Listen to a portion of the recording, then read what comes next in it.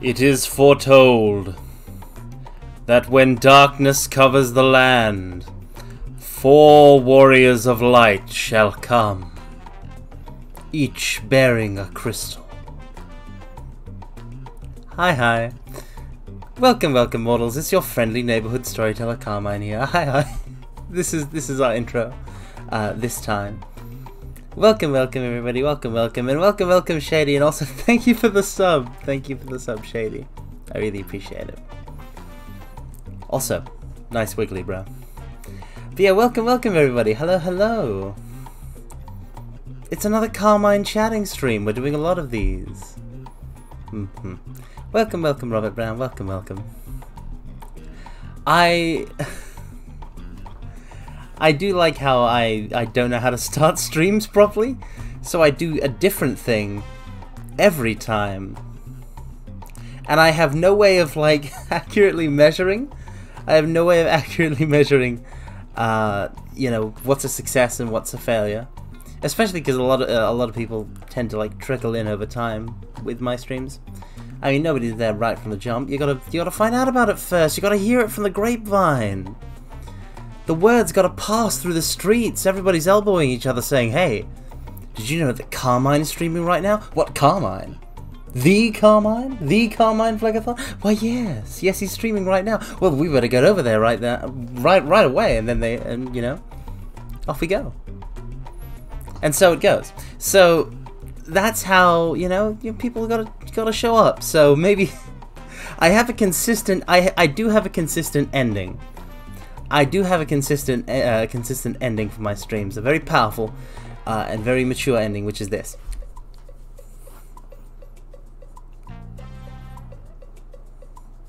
This is how I end streams. Yeah, I'm DMing people at your live right now. If you actually are doing that, don't tell me about it because you'll make me anxious. But yeah. I mean, you shouldn't need to DM people. Maury said she'll be here soon. No, wait, stop, pause, wait, no, hold on, rewind. No, okay, let's back off the bit for a second. I would die, unironically.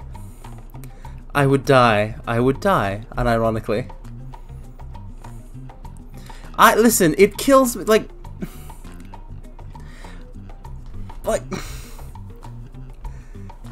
I already have to get used to the idea of, like, all of you knowing of my existence.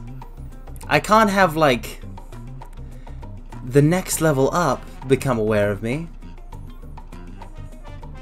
Like, I would implode. I would vanish in a puff of logic. It would defeat me. Wait, no, oh no. I've just revealed my weakness to everybody. Oh no. You didn't hear anything. It's fine. It's fine. California jump scare.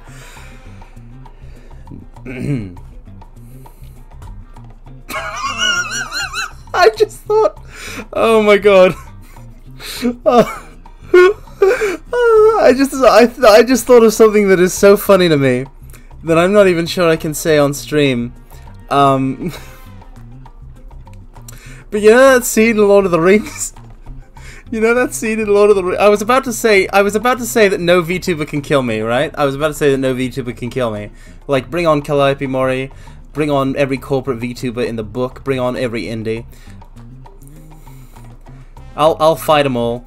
But while I was saying that, I remember that one scene from The Lord of the Rings, you know, Return of the King, the film, where, you know, because I haven't read the book because I'm a pleb, where it was the Witch King, I think is the name, the Witch King, who said, you know, the Witch King who said, "No man can kill me," and then, you know, the whole "I am no man." So, I was just thinking of like a replacement for that scene, where I'm the Witch King and Calliope Moria's whoever her name is, and I go, "No you fool! No VTuber can kill me!" And then like she like removes like a mask, and beneath the mask it's Moria Calliope's non-VTuber identity, and then she goes, "I am no VTuber." It's very it's stupid, isn't it? But it just killed me. It killed me so much that I died live on stream. See, yeah, it's I'm an excellent comedian because I do not laugh at my own terrible jokes at all. Yep, You could put me on a stage and I would do just fine. But unironically, no VTuber can kill me. Please do not attempt this. It will fail! Bring whoever you like. I'll fight them off with a stick, if need be. I'll bring a stick. I'll bring 2 sticks. What will they do against 2 sticks? I don't even need to bust out the 1,000 golden weapons of heaven against them. 2 sticks. That's all I need. That's all anyone needs. You rub them together, you make fire. Well, I mean, I don't need to do that. I can just make fire. But you know, if you're mortal. But yeah, that was a tangent, a dumb tangent. I'm dumb. But yeah, basically.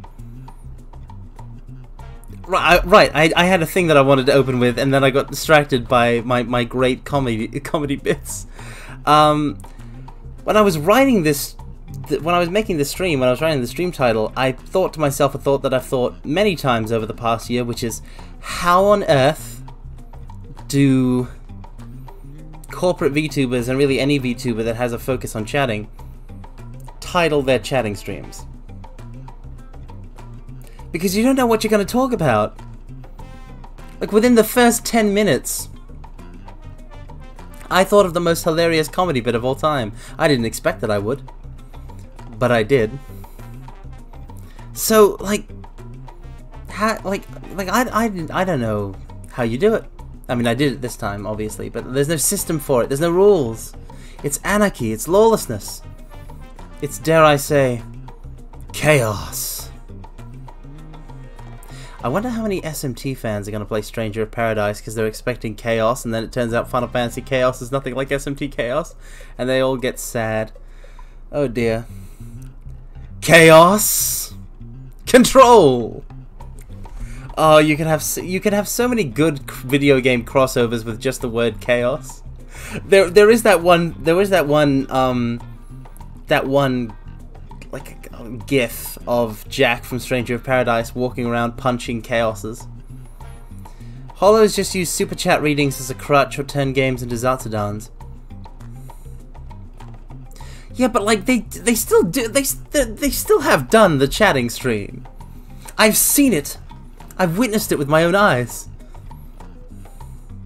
To be fair, stuff like Minecraft is like a super good like chatting background. I've had some good chats with Minecraft, but it is still like a secondary game, like a secondary thing to focus your attention onto. So I feel it's not the same as pure chatting. Also, obviously, we're not in the position to do super chat readings. But yeah, when it comes to like just chatting versus Minecraft chatting or something like that, some sort of like low effort game, if I'm doing a chatting stream, and I obviously work best when there's an audience of smart, clever, witty, intelligent, and enjoyable to talk to people, to that is commenting and you know, chatting to bounce off of. When like nobody's talking in a Minecraft stream, I play the game and my chatting gets weakness. It gets weak. In a just chatting stream, if no one is talking, I descend into a state of complete and total sanity in which I try to fill the void I perceive as the silence in the conversation by rambling about anything I can possibly think about, which has mixed results. I like how I think of myself as a rambler, but I can't ramble nearly half as good as like the pros who are always talking non-stop. I have so many pauses, so many gaps. I can't stop talking. They have pretty inane titles for most of their streams, like Let's Play X or Let's Talk Zatsudan. Yeah, I know, but I need something big, something theatrical, something dramatic, something with weight, bombastic, bodacious. It must be big and beautiful. I have no idea what voice I lapsed into there. Big ups for subscribing to Carmine Channel X. I mean, if I became like one of those big wig corporate, you know, YouTube VTubers, I would do super chat readings. Of course, but like I'm not sure exactly like how I would do them in a way that wouldn't suck. Like I don't know how you even make that interesting. I can't imagine being that popular in the first place, so it's fine. Should you stay silent too long, the VTuber ninjas will strike. Ninjas. They strike when you least expect them. Thus, always carry a gun. Or a sword. Obviously, if it's a sword, you're going to have to sword fight the ninja, but if it's a gun, they can deflect the bullet, and then you might end up shooting yourself. What's the ninja counter? How do you mortals, how do you kill a ninja? How do you kill that which cannot be killed? Art and chat, drawing myself like a French girl, Kiara. I respect the hustle. I respect the hustle so completely and utterly. I'm very fond of Takanashi Kiara. I think she's a great creator, and also maybe like out of the like because it was the initial 5 Halloween. I'm kind of attached to Halloween because it was the initial 5 Halloween that got me into VTubing. I don't know nearly as much about Gen 2 or anything like that. I do feel out of those 5, Kiara is, I feel, the one I am closest to like being like. Not necessarily as like a performative thing. I don't know if it's an attitude thing. I just kind of feel. I feel like I can empathize with her the most. I feel like I can empathize with Kiara the most.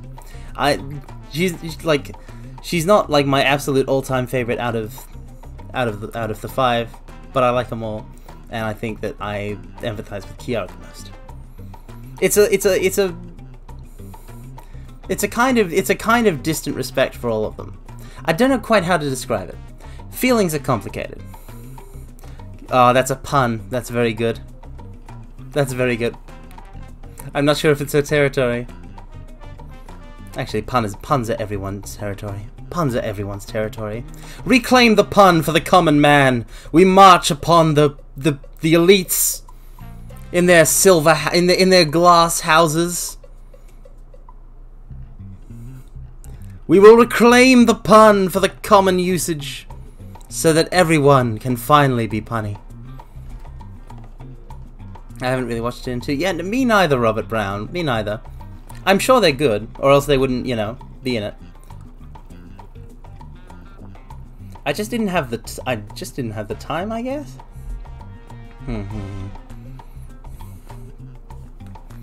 But yeah, when it comes to stream titles, mine are bad. Mine are very, very, very, very bad, and they have been bad for a year, and they will continue to be bad.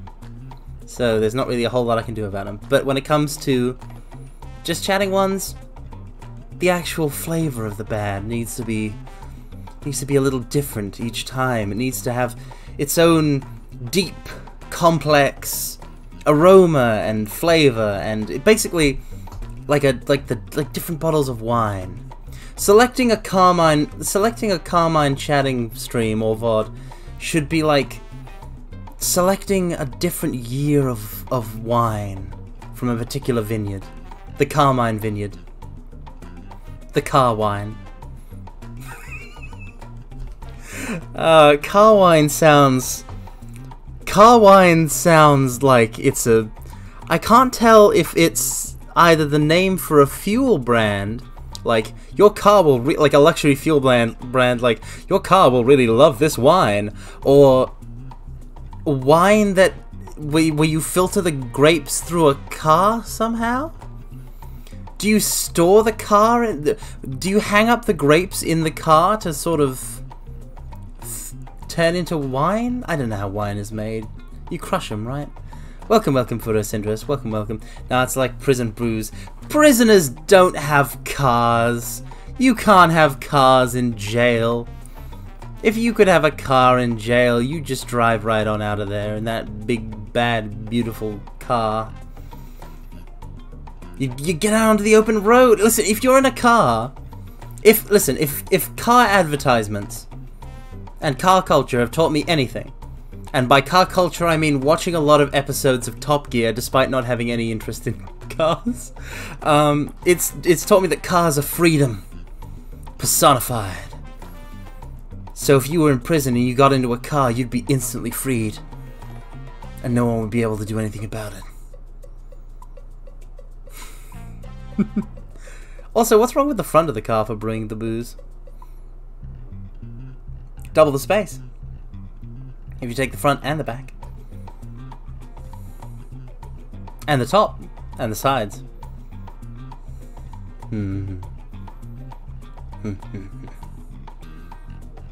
Usually an engine lives there. I thought we were talking about the seat. I mean, I thought we were talking about the seats. I thought we were talking about the front and back seats of a car. I didn't think. I mean, maybe that's the way to give it a kick. What if you run the booze through the car engine? Just put a bunch of grapes in the car engine, and it'll turn into car wine, and it'll be delicious. Trust me, mortals. I'm a wine expert. Me, Carmine. You can trust me. It's not going to wreck your car. I will hurt you. Oh no. I mean, you can try. You can definitely try. You can definitely try to do that. I am joking. I don't actually want anyone to do. Please. Okay. This is an all-purpose disclaimer. I'm gonna just kind of make big block letters with my head. Please, don't. All I did was PD there. Hold on. Please. A's hard.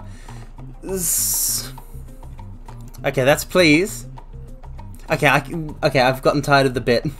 And I'm not very good at it. Please don't do anything to a motor vehicle based on advice that you have heard from me, because it will be wrong. Because I know less than nothing about cars, to the point where if I, by accident, say something that is true about car mechanics, the laws of nature will kick in and physics will rearrange itself in order to make that statement false. So I have to be very careful whenever I say anything about car mechanics, because if I say something true, uh-oh, that's not how it works anymore. And everyone has to figure out how it's going to work now, and it's a whole hassle. That's how windshield wiper fluid got eliminated from existence. One time I talked about picking a bottle up for a car, and poof. There it went. All the cultural references to windshield wiper fluid remain, but It's nothing there anymore. Bessie viewed YT videos about things you should know when owning a car the other day. Whew, sounds, I mean, like, I was about to say sounds boring, but I don't want it to be taken as a dig on any other VTubers. The video itself sounds dead boring, but I'm sure she made it enjoyable. I am very glad that I don't need to watch stuff like that. I can't imagine why anyone would.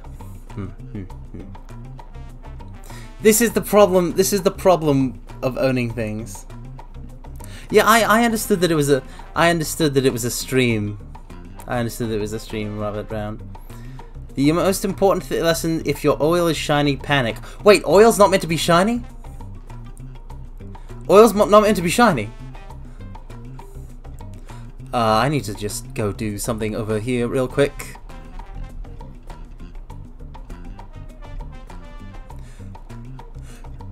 Oh god, no!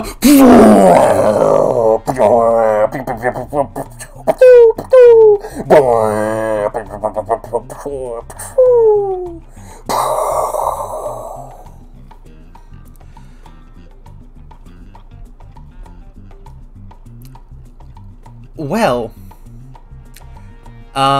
thanks for the heads up. You really saved my bacon there. Lesson noted, shiny oil, bad. Also, electric cars are soulless. I mean, wait, do cars have souls?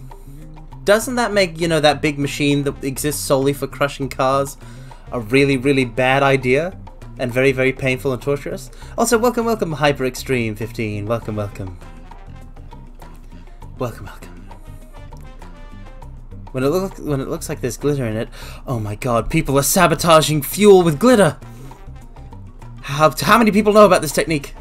What if it gets shared to international agencies of evil? Oh no.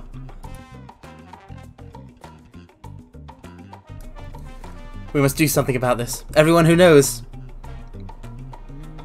must be sworn to secrecy. Seriously though, that machine that big machine that crushes cars, that crushes wrecked cars into scrap metal, into big cubes. That now sounds way more horrifying when you know that there is a sentient, sapient soul in that car. I do know that, like, when it comes to like the feedback and stuff like that, like, electric cars are like way different to drive. Electric cars are way different to drive. Because they've got the, you know, there's no fuel in it, so it doesn't make the same sort of vibration or like the same noises. So that's different. I don't know anything else that's different. I just know they are different. I don't know anything about cars. But like, oh man, I say like a lot. You know, I didn't used to say like a lot. I'm not sure if it was after I became a VTuber or like what happened, but I now say like a lot more in my slang, and I'm not sure how I feel about that, because it does make me seem more like, I mean, it makes me seem more stereotypical, but like of what? What do I even, what does me using like a lot even signify? I don't feel like it's positive. Cars usually have a manual. Yeah, but reading.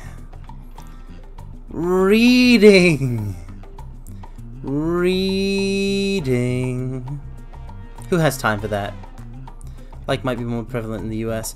Yeah, but like, using it as like a space filler is something I never used to do, and now I do a lot. Is it really just, I thought it was like a specific region of America. Is it really just the entire US? So what I mean by solace is two things. One is obvious. Any sound they make is fake speaker noise. The other is less obvious and attacks something a lot of EV fanboys praise. The instantaneous torque of an electric motor is only fun the first few times. After that, electric cars all have the same torque curve and it gets boring. I mean, I guess if you enjoy driving, if you're a hobbyist, if you don't read or even skim manuals, you deserve everything that is coming to you. Robert Brown, I agree with you in principle. I absolutely agree with you in principle. Which is why I deserve everything that is coming to me. And I live every day expecting that everything is going to fall over on me and I'm going to die. I just don't care. But I do agree in principle that people really should read their own manuals. You know, if they care about themselves, which I don't.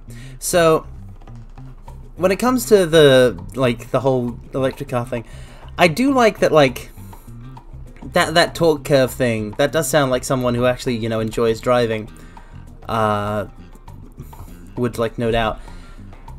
The thing is that, like, I don't know how many people enjoy driving, but there's one thing that said on Top Gear that really sticks with me.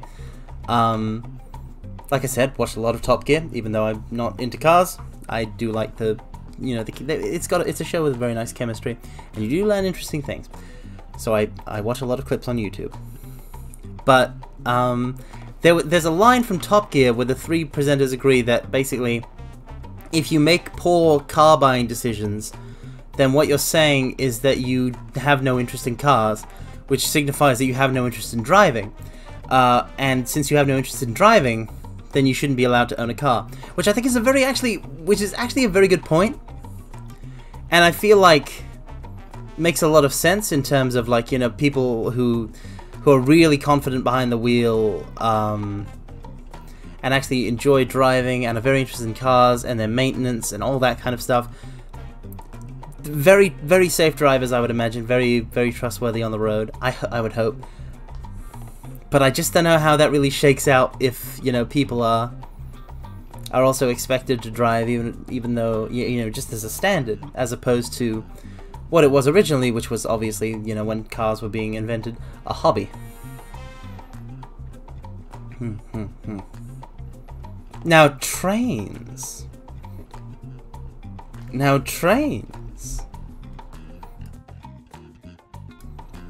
if we're talking about trains, everybody should learn how to drive trains. Public transport, the driver has AC, but AC is turned off on the rest of the bus. Yeah, but what are you quoting from, Robert Brown? But you've used quotation marks. I need to know the source. Sauce, please. I will accept either mustard or barbecue. Or sweet and sour, maybe. I don't know, I'm not really a big sauce person. I don't dip. The perils of public transport. Is that just like a personal experience thing, or is it is it something I need to Google?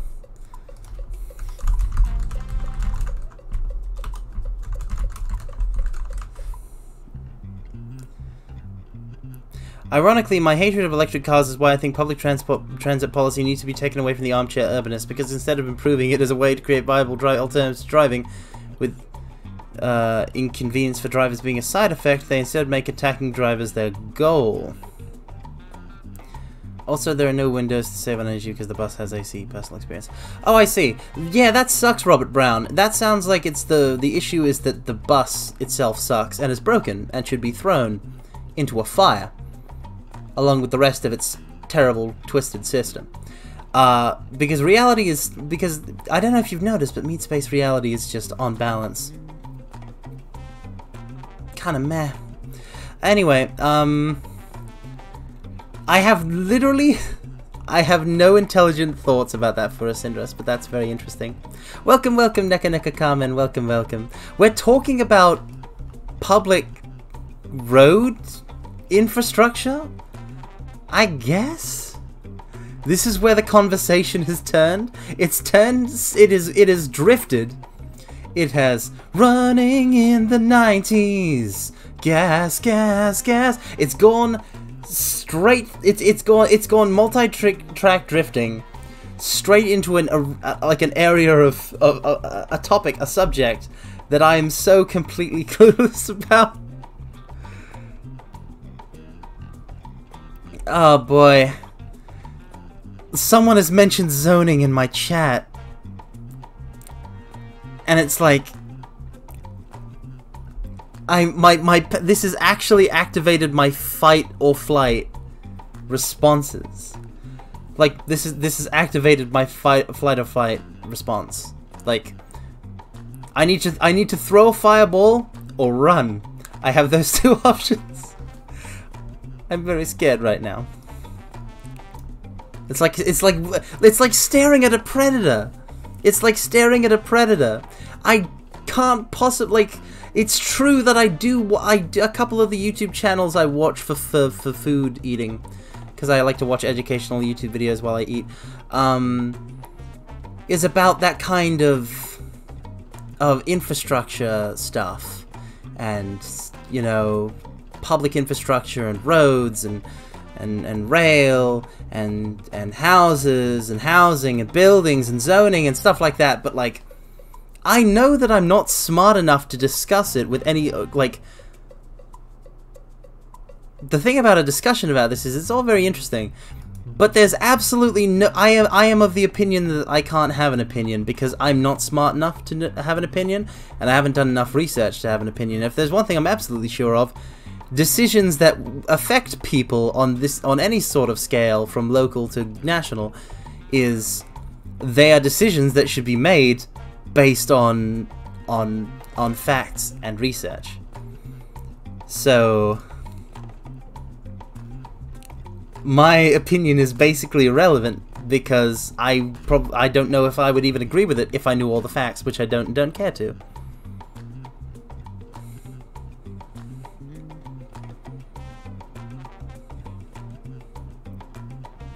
It's like this, that slang that you're using, armchair urbanists.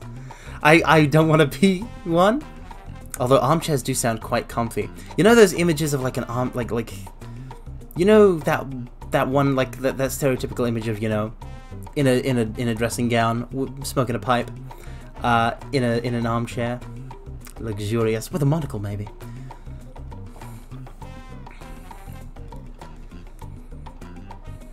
But yeah, I love how my entire, like, basically you've seen these Soviet apartment blocks of sadness, right? I mean, yeah, we're all familiar with brutalist architecture. We're all familiar with brutalist architecture. I mean, come on. It's brutalism. It sucks. Although I actually remember seeing a YouTube. Although actually, is that really brutalism or is that just Soviets? Because brutalism was an artistic movement, and I think the Soviet apartment blocks would have been made by. Yeah, never mind what I'm saying about.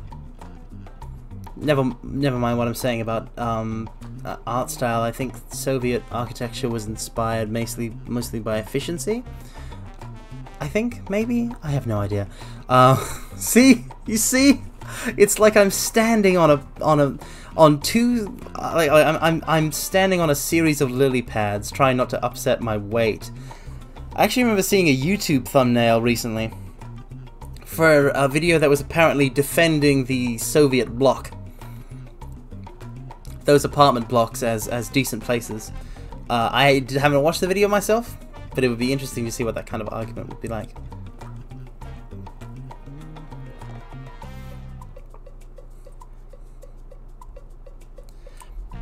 The reality of the situation is this. It's complicated, and I have no idea. I have no confidence to talk about it. It's the complete opposite of...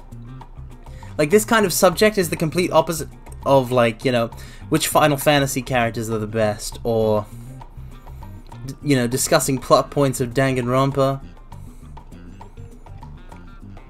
or comparing JRPG gameplay systems. Those are areas I have confidence in. Welcome, vivuvre. I hope I'm pronouncing that correctly. There's a lot of V's in there, and V is a tricky letter.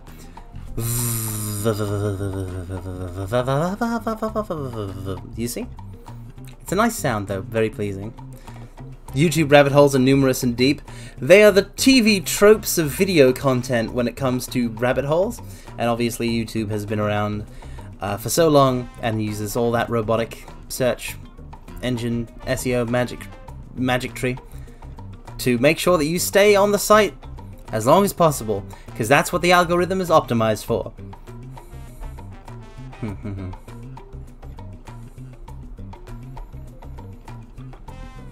I mean, personally, as long as the box isn't too tiny, I don't mind being crammed into one. As long as it's, you know, like when it comes to cheapness, I'll take a box. I'll take a box. I don't need that much space. But see, that kind of thing is also a personal preference. So you really got to have. If you were building a city from the ground up, you'd probably want to accommodate people with different financial backgrounds and living preferences.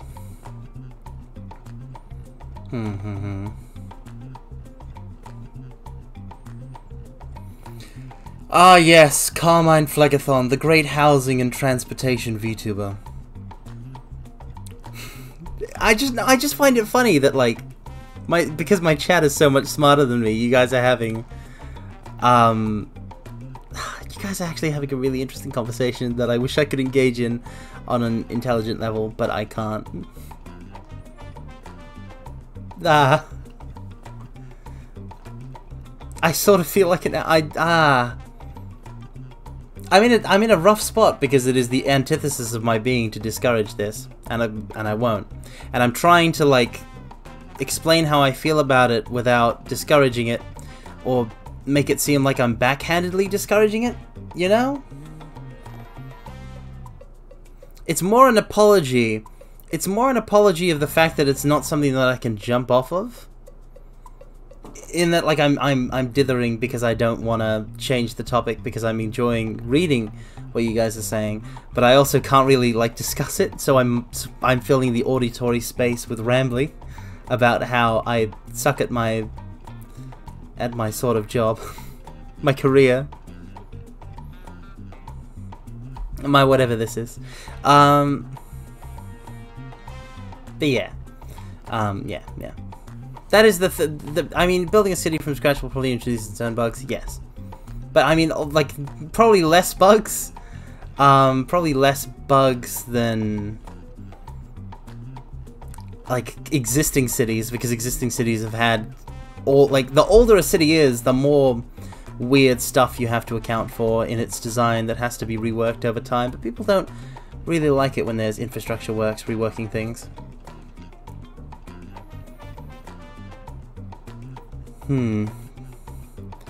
Building a city from opinions on foreign policy and global strategy. In Minecraft? In Europa Universalis 4? Or is that the big strategy game? Is that the big strategy game? Is that Europa Universalis 4 or something like that? I have no idea. Ah yes, the geopolitics of Minecraft. Let me discuss the geopolitical situation of Minecraft. So on the one hand you have the swamp biome with its various warring tribes, and then over in the desert biome, the long forgotten tombs guarded by fierce iron golems. Welcome, welcome Xenocat Zero, welcome, welcome. I will say railroads are quite good. I like trains. I have no idea what that means for a Syndrus, and also you don't need to go into detail. I assure you, I'm not trying to dig. I'm just trying to respond to everything, and also to navigate myself through this conversation. Yes, trains are good. Selfie in Final Fantasy VIII said it best. I like trains. Trains are great. They go on the rails. You don't need to steer. The turning is very slight by the design of the thing. You just kind of sit down or stand up, and it just goes, and it goes, and it chugs along. And sometimes it might go choo choo, and there are railway bridges, and it can go into tunnels. And in longer train trips, there are like dining cars and sleeping cars and all that kind of stuff. It's very cool. Aesthetically, you can't beat the train. Cars wish they had the aesthetic power and force of a train. Planes? Not even close. Buses? Laughable. Boats? Better, but still just not in the same vicinity. And there's one simple reason. There is no Thomas the Tank Engine equivalent for any of those devices of transportation. There just isn't. There just isn't. There is no episode of some sort of show about planes where a plane misbehaves and gets bricked up in its hangar in a reference to the cask of Amontillado. It just doesn't exist. Because only trains fueled the single-minded insanity that gave rise to Thomas, the tank engine. He's a very useful engine, mortals. Trains are fun to be in too, but airplanes are kind of scary. Having been in both, I think airplanes are kind of fun. I think airplanes are kind of fun. You know, there's that kind of... I mean, there is the thing with the ears, and takeoff and landing is a bit scary. It's a bit kind of. It is in that kind of. I would say it's. Oh, turbulence. I haven't experienced that much turbulence, but it usually wasn't too rough for me. So. But I will say that with takeoff and landing, it is that level of seriousness where I can deal with it, but I would like to be holding someone's hand. Usually that's not forthcoming. Trains work best when you have a lot of population centers along a route, which means they really only work on north-south routes here. Ah, geography. Geography. The great thingamabob that I know nothing about. Like, people really underestimate just how big and empty North America is. Really? What is this longest time you spent in an airplane in the air? I will have to Google it. Hold on. I'm gonna Google the route.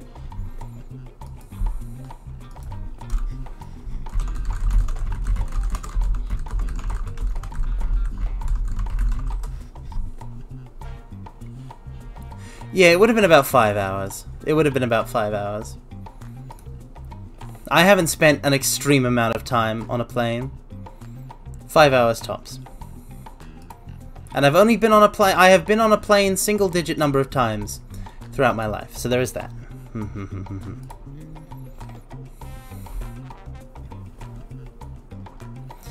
Like a flight from New York to LA takes about 6 hours.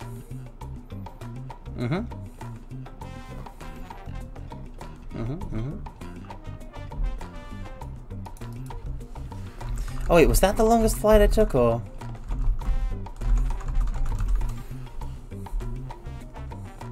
No, yeah, no, it was, wow. A flight from New York to LA takes about 6 hours? That's crazy.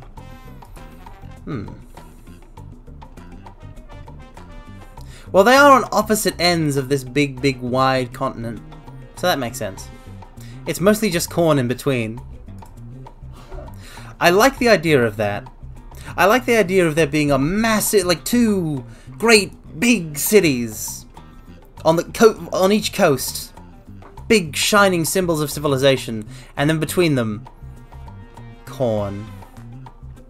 I don't know what Neko Kamen. I don't know what that means. I don't know what docking your brake means. Are you okay? Are you okay, Neko Kamen? I hope you're okay. I don't know what that means, so I hope you're okay. I am worried now. Oh no! No. If it just meant that you just couldn't stay, that's fine. I was worried that you'd been it was work slang for being shot or something. Maybe see you then, Neko Kamen. Ganbate. You got this. Corn is in everything over here. Everything. Everything. Oh my god. Soylent Green is corn. But yeah, if it's in everything, what if you have a corn allergy? What if you have a corn allergy? What if you live in the United States and have a corn allergy? Welcome, welcome, Random Libron. Welcome, welcome. Yeah, I'm fine. Do I not have the appearance of being fine? Oh no. Does my hair look weird? Do I have bedhead? Quick, quick. Do I have bedhead? Where's the mirror? I'm worried now. I'm worried that is my tie crooked? Is my tie crooked? Is it my tie? High fructose corn syrup might not be allergenic. Oh! Oh! So high fructose corn syrup comes from corn. Oh, yeah, that's in a lot of stuff I've heard. I didn't know it came from corn though. I mean, I guess that explains the corn in high fructose corn syrup. That makes a lot of sense in hindsight. You can make practically anything out of it, even substitutes for people with allergies. That is disturbing. Wait, what if aliens mostly land in cornfields because corn is an alien crop that they seeded the earth with in order to create raw masses of building material naturally grown here on Earth that they just harvest a bit of with their crop circles when they land? What if all of our cornfields are just their material supply? And they have this set up on a bunch of other planets as well. Taking a little bit of corn here, there, and everywhere so that there's enough for them.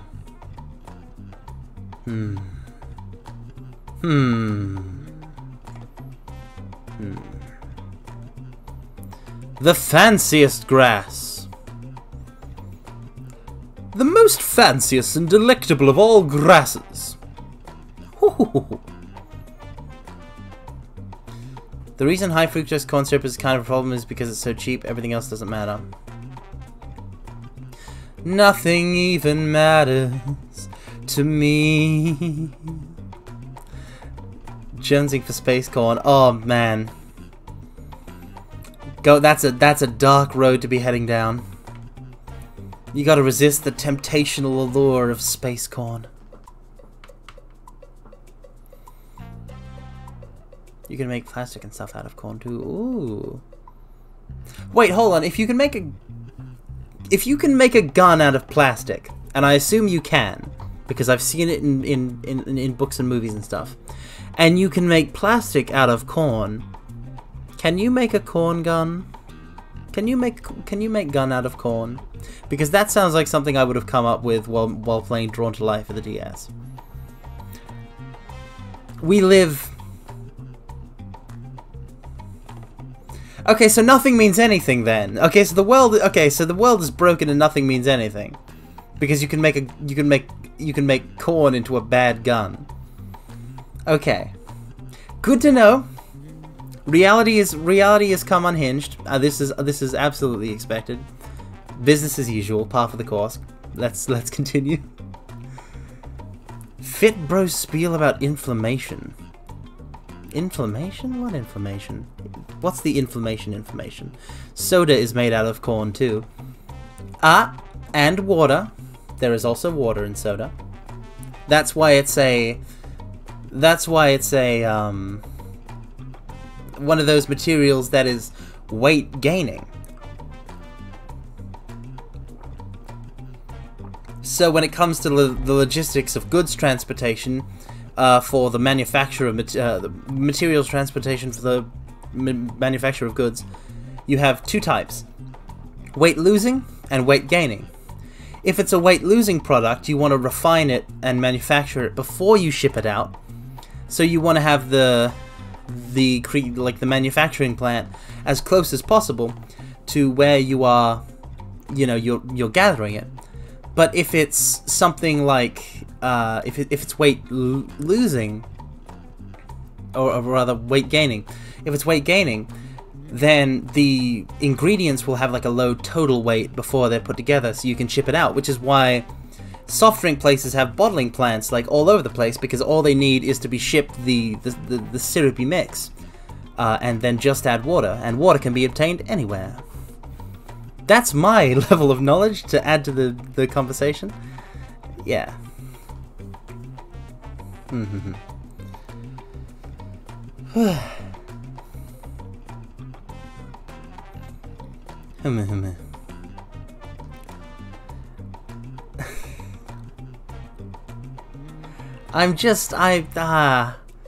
This is a smart conversation. Carpet, cleaning supplies, shoes, clothes, and other stuff can be made out of corn. Wait! Could this be a way to defeat Green Lantern? Could this be a way to defeat the Green Lantern? Now hear me out. The Green Lantern has a weakness to the color yellow because it's the color of the Sinestro core, or like the the fear thing. The rainbow, the emotional spectrum. Anyway, so if you were to build a house out of corn, because corn is yellow, but it wouldn't look yellow because it would be turned into all the other stuff, right? So what if you lured Green Lantern into the house made of corn, and then you ambush him, and he tries to fight you, and you say, "Haha! This house is made of corn. You have no power here." And then he's like, "Oh, so I'll just attack you again." And he punches you, but he knocks your head off. And actually, you were a scarecrow made out of corn.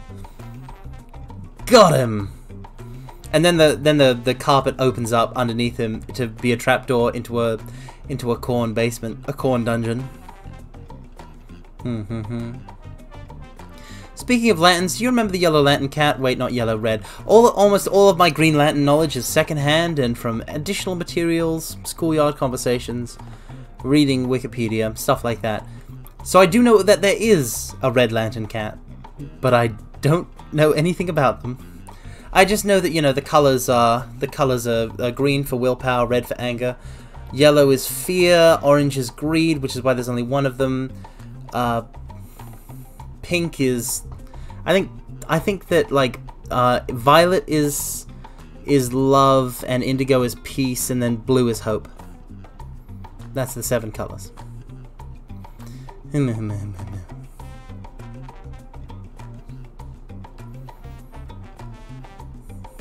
I personally, of course, would be a Blue Lantern because hope is rockin'.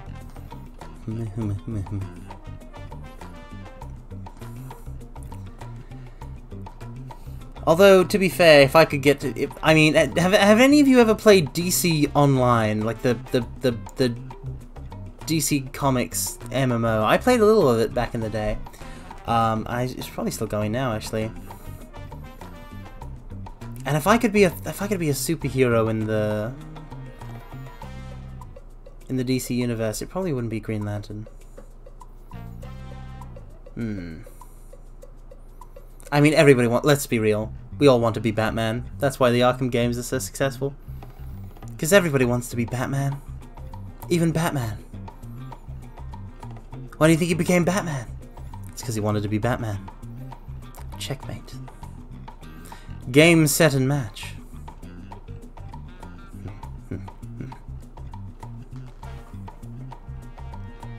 I love how I'm so scared of this discussion, of this actually intelligent discussion about high fructose corn syrup and various the stuff you can make out of corn and all that I just have no idea about, that I have basically taken a hard right to turn the conversation to Batman, which is still a subject that I know very little about, but I do know at least a little bit.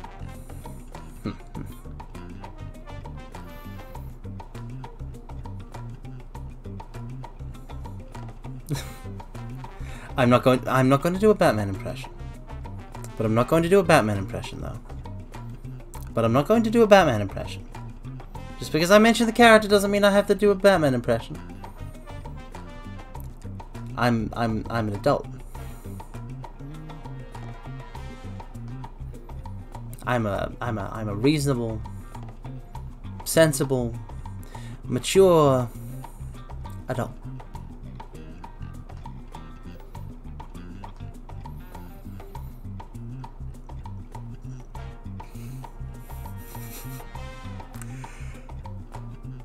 Nope. Nope. It's not gonna happen. Nope. Nope.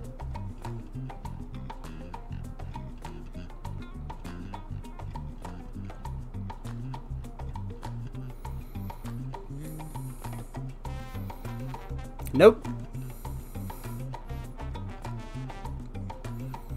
Nope. I am vengeance. I am the night. I am Batman. Okay, there. I did it. There. There. I'm Batman. Commissioner. Oracle, what have you got for me? How about a Future Man impression? What is who's Future Man? What does Future Man sound like? Batmine. I have wanted to, if it weren't for the fact that like I can't figure out how to stream Arkham City, I have like flirted with the idea of doing a stream of Arkham City at one point that would just be the entire game in one stream. You've been to Denny's, haven't you? If so, you know what he sounds like. I have never set foot inside of a Denny's. In this life or in any others. So no. Right now, I have no idea what the frickety frick you're talking about. I'm very confused. He sounds like Nelson. I don't know what Nelson sounds like either. Do you? There's no way. There is absolutely no way for my brain to keep an accurate mental recording of every VTuber's voice that I've ever listened to. There are so many of them. It's a plague. It's an epidemic. They can't be stopped. They keep on growing. We VTubers are the zombies of the new modern age, mortals, and at a certain point, you're all gonna go all full zombie apocalypse survivor on us. You're gonna, you know, wear some sort of cool-looking battered tank top, you know, to show off your arms, and then you're gonna grab a shotgun and club one of us to death, and then shoot the other one while we're trying to break into your house. You're gonna mow a bunch of us down in a big car. It's gonna happen at some point. The great VTuber apocalypse will be upon us. And at that point, you and I will be enemies, and you'll have to kill me. But don't worry. Even if you shoot me, I won't die. No one is going to get that reference, because I don't even know if I executed it right. But anyway, yeah, Batman impressions, fun. I wonder if I can do Joker. I can't do either. The two most iconic Jokers, maybe three with the Joker movie, but I haven't seen that yet. The Heath Ledger Joker and the Mark Hamill Joker, for sure. I don't think I could do either.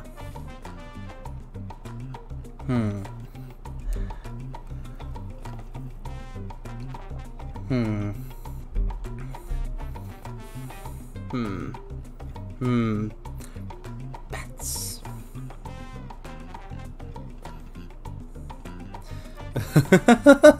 See, the thing is, you can't do the Joker if you can't do the laugh. You need to be able to do a laugh to do a Joker. And I love that one Mark Hamill quote that is like the Joker's voice is like a musical instrument. But I can't do a Joker laugh. I can't do like a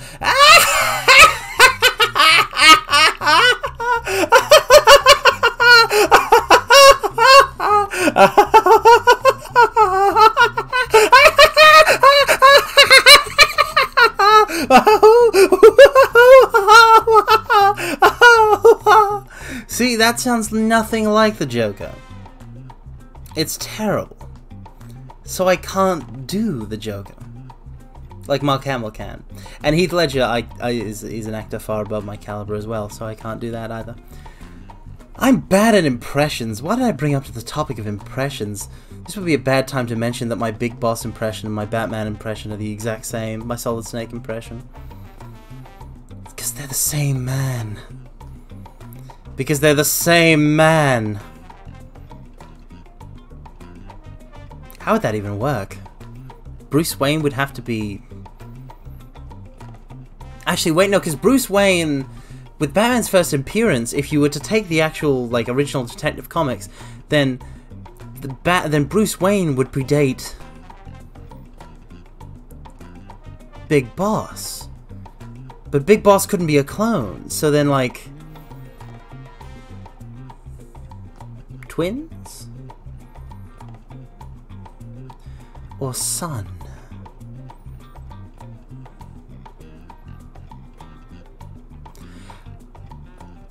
Yeah, no. Whoever can make that work and be somewhat canon accurate for the purposes of fan fiction has, you know, my seal of approval. But I have no idea of figuring out how to make Bruce Wayne and Big Boss the same person. There's too many logistical challenges. It can't be done. Can't be done.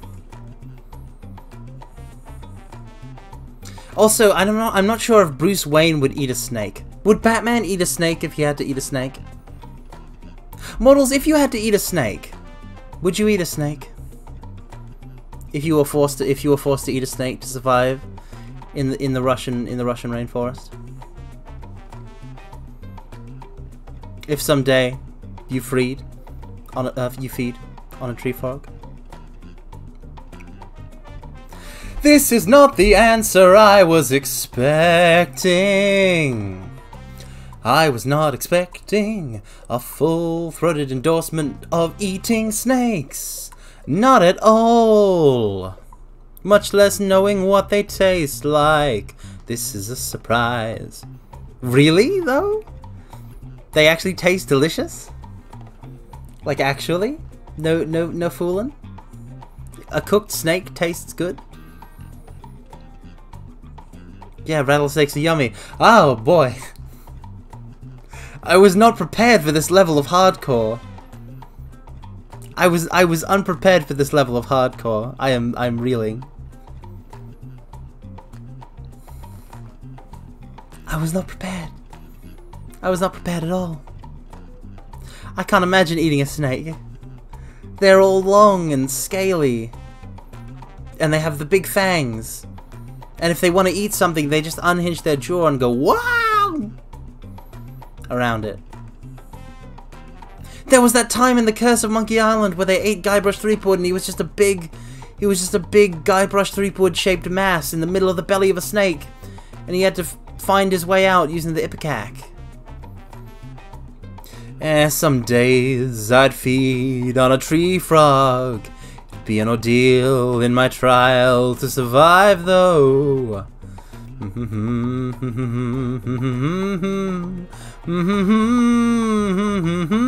Wap wap up wap wap. Snake Eater. It always comes back to that song, that damn song. Snake Eater. The phenomenon of a generation. If only Metal Gear Solid 2 had a catchy intro song. They just didn't make them like they made them after 3. Peace Walker's good, but it's no 3. It's very good, and I love it a lot. And then 5 is no Peace Walker, because 5 is a Peace Walker ripoff that is significantly worse in every aspect except maybe the base gameplay.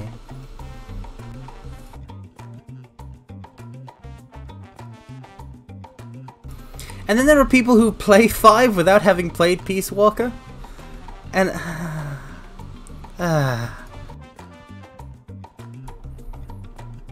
That's one of the reasons I'm so glad that Final Fantasy VII Remake ended up being what Final Fantasy VII Remake is, instead of like a pure total retelling, because I didn't want it to end up supplanting it, where people would just play the I mean, they do anyways. People are dumb and foolish, myself included. I've made errors, like once. Like a full total of one, like two, 3 times max, where I've played the games in the wrong order. Very slight, very minor errors, and I regret them deeply. But there are people who play video games wrong, and it's sad to see. I honestly don't have any authority to tell anybody they're playing video games wrong. It just gets to me. It just, I've always just felt so strongly about release order. And about, you know, not doing like approaching games in weird ways, like skipping things, and not. It feels like playing something without playing a sequel to something without playing the game first, without some sort of like playing a new version of something or playing a sequel to something first. You've got to have a reason, and if you don't have a reason and you're just doing it just because, it feels like you're deliberately just avoiding the reading. You're avoiding the additional homework.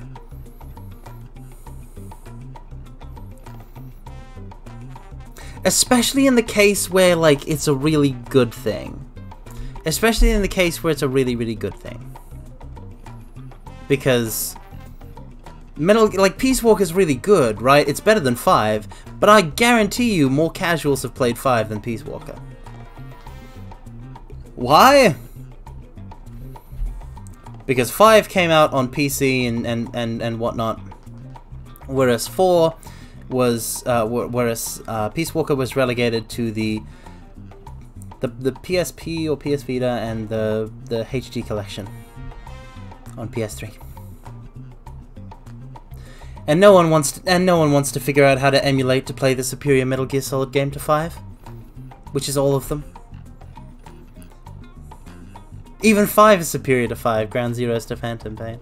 I don't want to dunk on Phantom Pain. I had some fun times in Phantom Pain, but I was playing it like I was. You want to know how unhyped I was for Metal Gear Solid 5? I wasn't discussing the game online or watching the trailers, so all of the memes from the hype around Metal Gear Solid 5 I learned about later. Like, such a lust for revenge, ooh, and all that kind of stuff. That came later. Because the first time I played the game, I picked up a used copy well after its release and just played through it. There was no hype. Why would there have been? But yeah, I do have I was about to say I have a knack for dodging bad releases, but Final Fantasy 15 blindsided me with the power of 1,000 angry suns, so who knows? Whomstediv. Welcome, new and tasty 6000. Welcome. I mean, there's a lot of memes you can make. There's a lot of memes you can make about, you know, the Metal Gear Solid 5 trailers, but when it comes to the actual game, there's very little in the way of substance, and that's my own personal opinion, and if you disagree, then I'm right and you're wrong, because I'm big and you're little, and there's nothing you can do about it. Boom, Matilda reference. Scored it, nailed it, and won. I do love Metal Gear, though. It's a shame that there's not going to be a new game ever. Like, I don't know how, I don't think any of us have, like, really processed it or come to terms with it yet, because, like, it's still not that far out from Metal Gear Solid 5 in terms of, like, how spaces can be between games and franchises, but, like, it's dead. It's dead forever. There will be no more Metal Gear games, because if there are more Metal Gear games, there will be like 5, which means that it's the franchise is it's pushing up the daisies. It is an X franchise.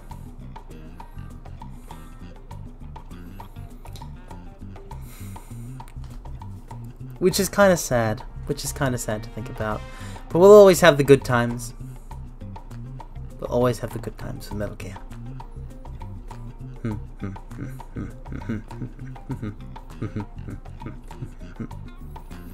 But yeah.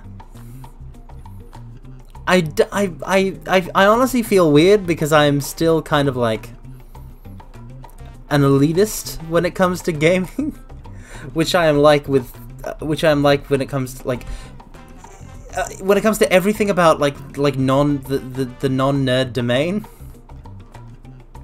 I am like, my opinion should absolutely not matter because I know nothing about this and I haven't done the research. When it comes to like nerd stuff, even nerd stuff I haven't like researched much, I feel much more confident talking about it and much more confident being like, ha, my opinions, I believe in them. Tough.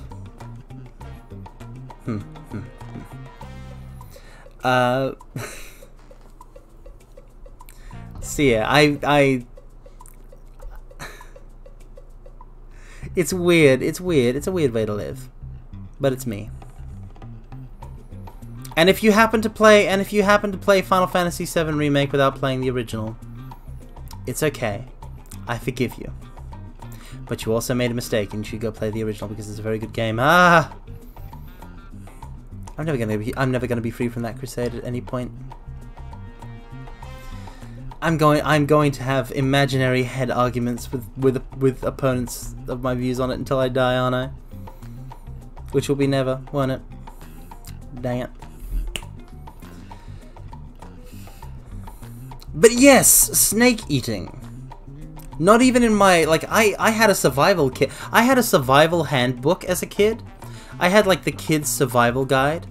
It was like a ring-bound book that had it had 3 chapters. One was like surviving various, like 2 of them were like surviving various disasters and tips on specific emergency situations, from like an avalanche to a house fire to a crowd crush,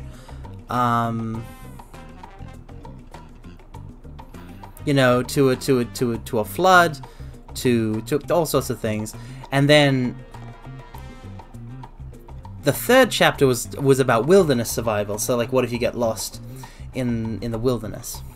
And there were instructions on how to build a sleeping arrangement, how to you know, you gotta cook your water to remove all the poison. You know, how to make mosquito nets, I think, how to make a fishing line, how to tie knots.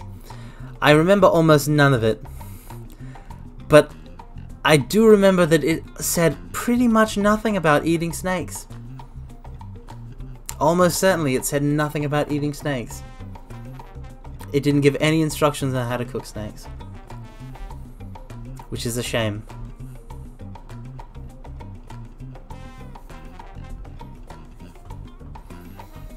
Do you cut them longwise, or do you dice them up into little pieces? How do you even... When you kill like a snake and do the skinning in Red Dead Redemption 2, if I recall correctly, he just kind of rips it in half, which is gruesome. Welcome, welcome, Mario Rossi Penguin. Welcome, welcome, Snakes Taste Like Chicken. But what if they don't, though? What if they don't, though? There's no way... Listen, a snake is a snake, and a chicken is a chicken. They both have eggs, and they are both associated with the basilisk and cockatrice. That's it. That's it. They have no other connections. There's no way that the fluffy, feathery, plump bird known as chicken is going to produce the same sort of meat taste as the scaly, slithery snake. There's no way. I'll stake my tie on it. It's not going to happen. They've got to taste different. The laws and rules of logic demand it. There's no way. Also, if snakes taste like chicken, then why does anybody eat snake? Surely we have enough chicken. Everybody's eating chicken. There are whole, you know, there are whole systems set up to produce the wholesale slaughter of chickens in order to produce all of the chicken meat required for all of the things. With snakes, I would imagine there's very few snake farms. Mostly you gotta go and hunt and kill a snake yourself. So it's more difficulty for less of the same amount of less meat that tastes the same. No wonder there's no snake meat industry.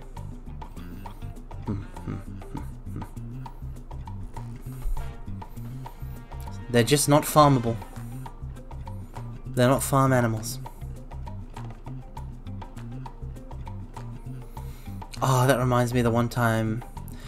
Oh, have you ever... I don't know if any of you have seen Redwall, but like that one fight with the big snake, because it was because Matthias is a tiny mouse person, size of a mouse, and the snake is a big snake, the size of a snake, relative to the size of a mouse. Fought it with a sword. That was very cool in both the book and the cartoon adaptation of Redwall. If snakes are farmed, it would primarily be for their venom. Wow, what use is snake venom? There are better poisons. There are better poisons. If someone is killed with poison in any sort of food-related setting or sense, it's always the fugu fish. It's always the fugu fish. In the battle of poison producers, the fugu fish destroys the snake. And if a snake tried to eat a fugu fish, pop, poisons. What are they called? Spines, quills, sticky poison things, pointy poison points. Snake tries to bite on a fugu. What's that? Poison points in the jaw, in the mouth, killing instantly. Fangs? No, the fangs are the snakes. The fangs are the snakes. The snake has the fangs. The fugu fish has the quills, the spines, the sticky outy bits on the outside of the body. It's the fugu fish is the Japanese blowfish. So it real small, and then it goes, and then it real big.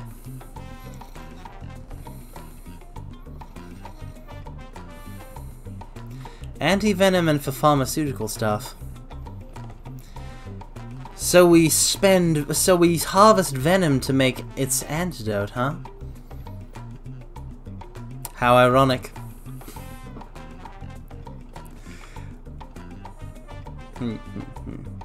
Fangs is a cool world. There should be more fangs in the world. Not everything is called, like, what's interesting is that not everything's called a fang. Like, shark teeth. Sharks don't have fangs. Even though sharks are known for their pointy teeth, they don't have fangs, they just have the shark teeth. I wonder if I could create a team called the Fangs. Fangs are also what funnels get referred to in some Gundam situations, which is very nice. Fangs, and when I was introduced to Fangs firstly in Gundam 00, I was like, whoa, they're like tiny, small versions of the Gundam, very, very small version. Okay, real quick, sidebar, funnels in Gundam, Mobile Suit Gundam, and in mecha settings in general, funnels, if you're not familiar with it, small gun, small laser gun, can separate from main machine and fly around and shoot from any angle. This is the coolest thing. Remote control weapons like that are always the coolest thing.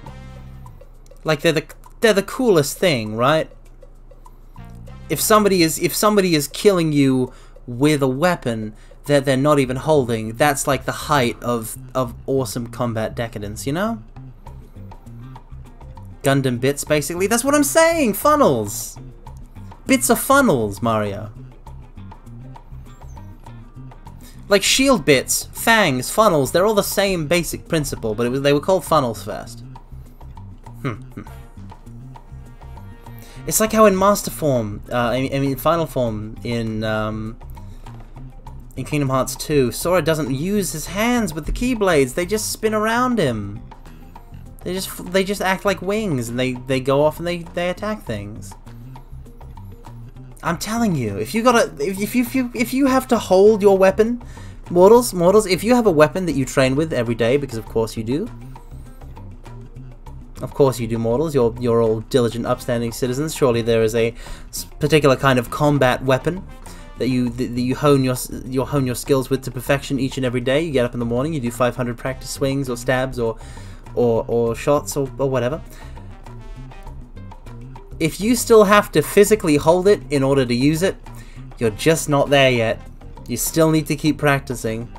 Once you can swing your sword without actually holding it, that's when you've made it. That's when you don't need any more practice because you are now the master. My broken broomstick, that's a weapon. Yes. Exactly. If you can't apply the powers of telekinesis to your broomstick, your broken broomstick, with the power of the sheer bond between you and the weapon alone to levitate it and move it around as if you were wielding it, but not with you holding it, you're just not close enough to your broomstick. You need to be closer to your broomstick. You need to use your broomstick more often. It's a gradual process, but you gotta work on it. You gotta put the time and the effort in, you know? Show that you care.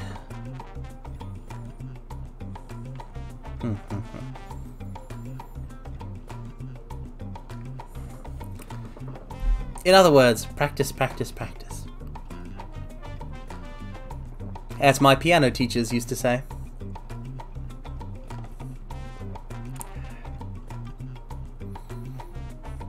It makes progress, you know. Yeah. That is the darndest thing. That is the darndest thing about results. They take practice and effort and a whole bunch of effort to produce. And I'm too lazy for all that, which is why I don't know how to draw or play an instrument. It's like,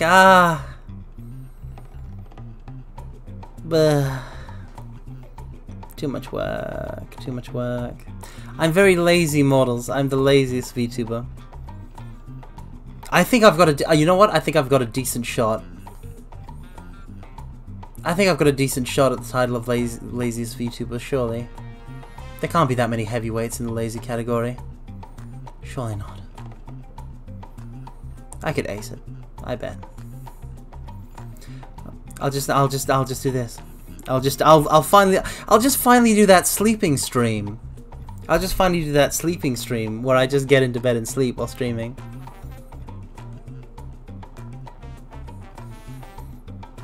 And you can hear my sleepy mumbles. If I talk in my sleep, which I probably don't. I don't know, I've never recorded myself. That would be weird. I've always thought about, like, and yeah, drawing is pretty hard to master, which is why I have no interest in it. I just don't have the interest in becoming an artist, you know? But, I've always thought, because I always wake up in a different position on my bed than when I went to sleep, that if I could, the thing is with sleep, you don't observe it. So, I feel like if I set up like a camera, like I've always thought, if I just set up a camera with like an audio, with maybe like an audio recorder or something, and just let it run while I go to sleep, I'll finally know what's going on. But at the same time, that'll kind of kill the mystery. And if I don't like what I see, maybe I'll, like, what if I see something I don't want to see, you know? Then I'll find it very hard to get to sleep. Because I'll be like, oh no, I don't want to do that thing again. I don't know what it would be. Maybe I do handstands in my sleep, I don't know. That would be very impressive if so.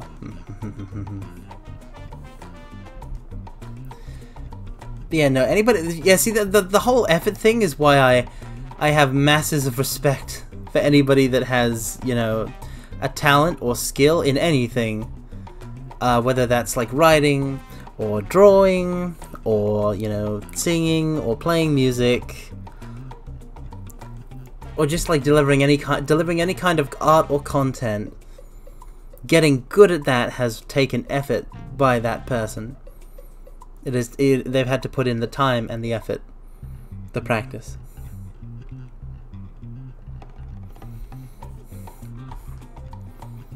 And the grind must always be respected.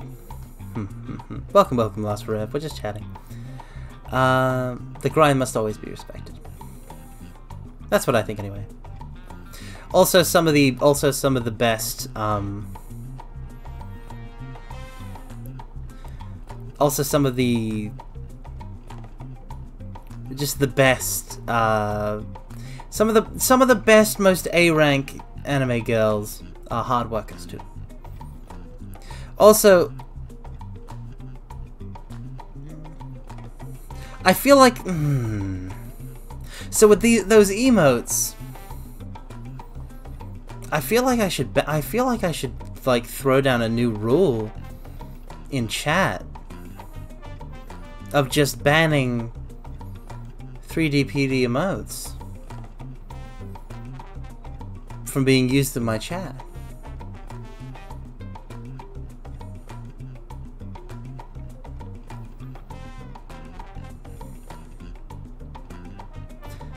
Maybe that's something to consider at some point. When I get bigger. When I get bigger, maybe. And there are more emotes. Which emotes? 3-dimensional. Meat space emotes, essentially.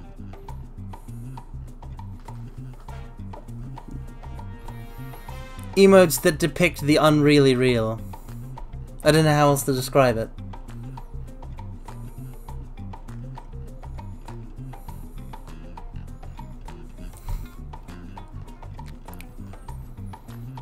Obviously, it's not like a. Obviously, I don't want to get punitive. They're the best ones. They're not, though.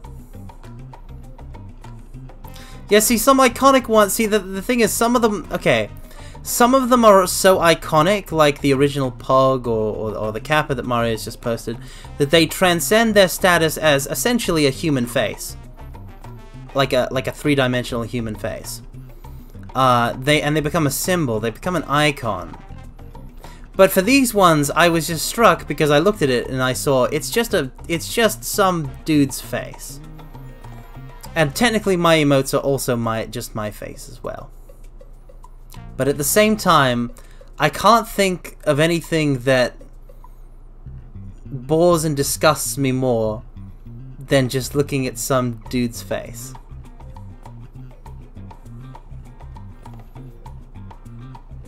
I feel like that's way too harsh. I feel like that's way too harsh. I feel like this is weird of me. I'm sorry. I don't know how to like moderate that. It's like with a drawn emote, you can kind of like it's drawn. If you're just gonna make a face and have and take a photo of it against a green screen, it's like why don't I just do that for my emotes? I don't, because it would look tacky.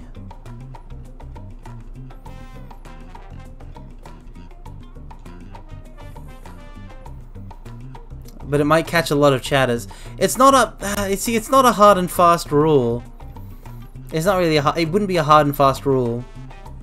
Come on, these drawn emotes display a lot of heart. I'm not talking about drawn emotes, though. I'm not talking about drawn emotes.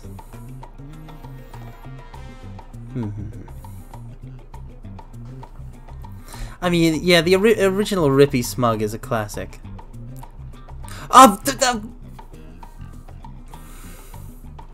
Welcome, Vestox. Okay, so I saw the. Okay, so. I literally saw and clicked on like the Moriko emote, the bat lurk, and I must have gotten so distracted that I didn't notice it was posted by. Wait, Randomly Brom, I did say hi to you. I did say hi to you, Randomly Brom. You can't gaslight me. I said hi to you. Did I not? Did I not? Hold on, scrolling up.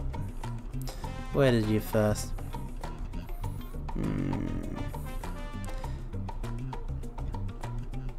Yep. I said welcome. I said welcome. I remember that. You can't fool me. You can't fool me, Jack. Listen, I'm too smart and I'm too wily. But I am also very sorry for missing you, Vestox. Welcome again. It's the bat ears. They were like a distraction.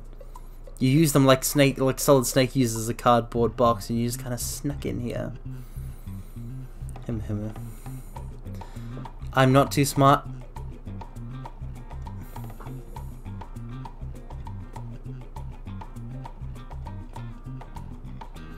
Well, that's just about the meanest thing that anyone's ever said to me. I'm not speaking with you guys anymore. If you're gonna behave like this, if you're gonna act in this manner, then I'll just stream by myself. Won't speak to chat at all.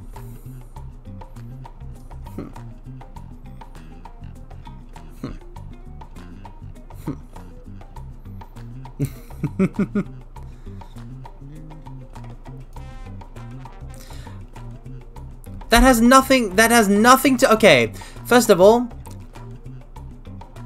I didn't use the word hate. Second of all, that's not a signifier of intelligence or lack thereof. I just don't see why anyone would choose to be three-dimensional when they could be two-dimensional. That's all I'm saying. I know it was harsh, and I agree that it's harsh. But also, it's just how I feel. And it's not out of a disgust for any individual. It's just out of a general sort of lack of tolerance for live action. No, V-roids are fine. V-roids can stay. I was a V-roid myself once in my younger days.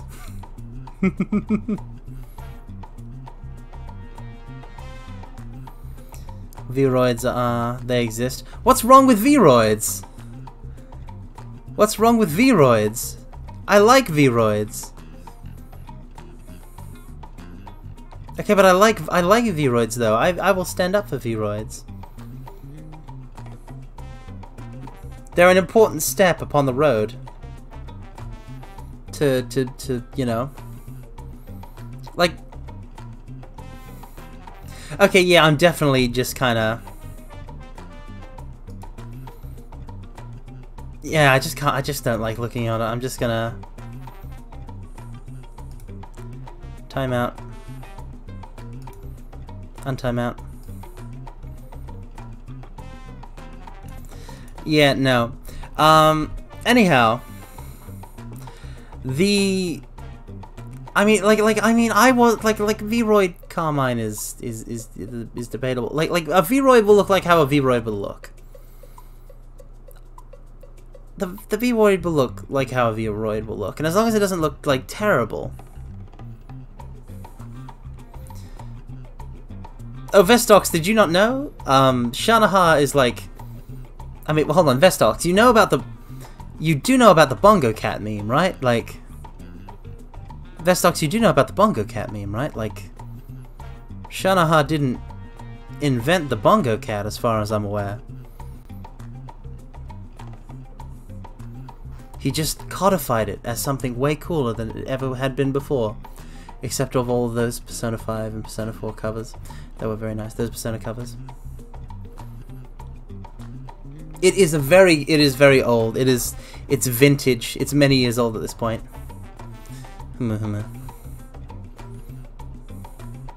It's good quality. It's good quality. It's good stuff. But yeah, when it comes to V-roids, I mean, having it like it's a 3D model, right? Like, and the thing about them is they let anybody get in the game, and also, you know, if a V-roid looks good, you know, it's just another way of doing things, basically, and it's also 10 million times better than the alternative. I feel like this is not the full-throated defense of V-roids that I wanted it to be. Oh well. Oh well. Well. But the point is, be nice to V-roids. If I ever catch you bullying any V-roids mortals, you will lose your mortal privileges. All of them. No more breaks to go chill by the water cooler. I'll need you typing out those documents.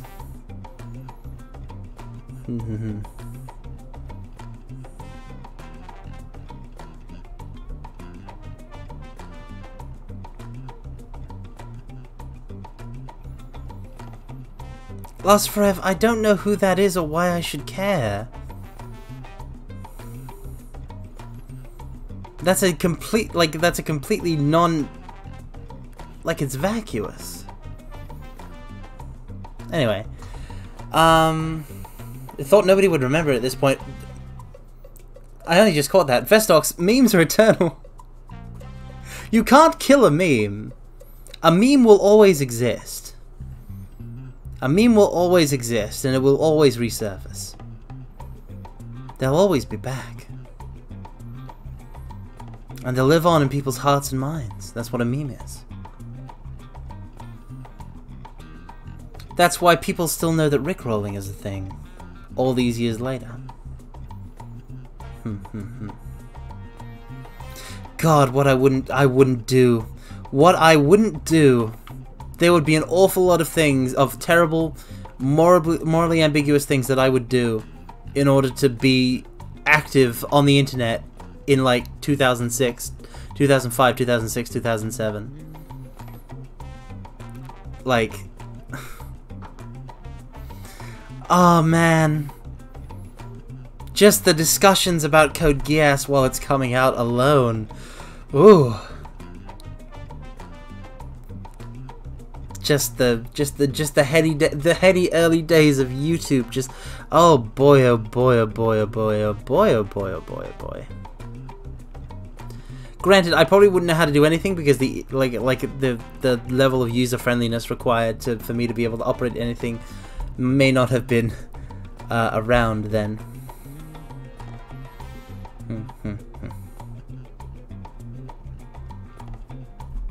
I technically was on the internet in I think 2009, maybe something like that, 2008, 2009, but that would have been to watch Digimon episodes on YouTube only. Thankfully, the German online scene has always been a couple years behind, so I was able to catch the glory days of blingies and whatnot. Of blingies. I think those were an ancient internet thing. They were some sort of bedazzlement, weren't they? That you could apply to things on the web. The World Wide Web.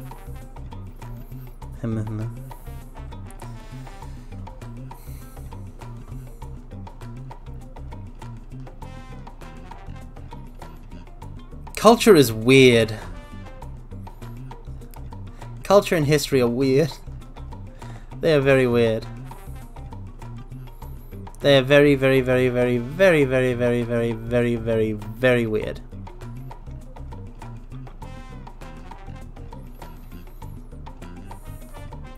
But charming as well.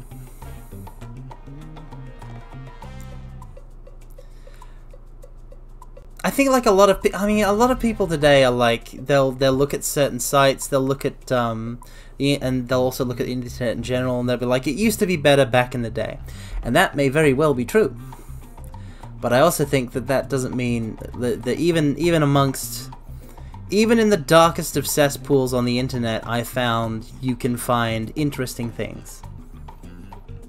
It's like going through a junkyard and looking for the cool things to take home with you.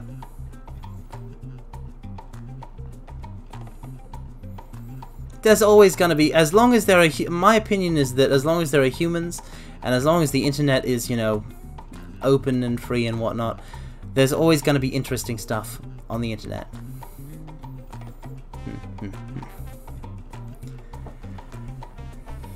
That's actually probably part of the reason that I'm a VTuber, is that I've spent so much time on the net that it only feels natural to be doing this, which is essentially a live performance over the net, stored on the net. It's nets within nets. Netception. The net gain of nets is...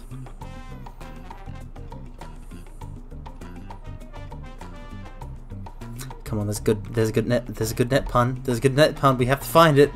Fast, quickly. Net credible. That's nothing. That's the opposite of something. It's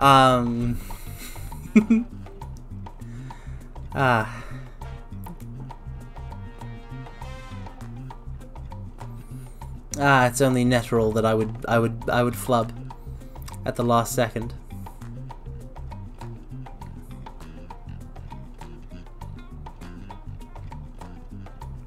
I know net to nothing about good puns.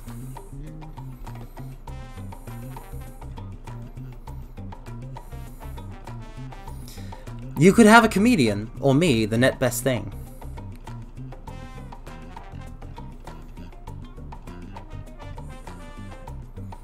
These net puns are really raising up my net worth right now, aren't they? Okay, I'll stop because I've probably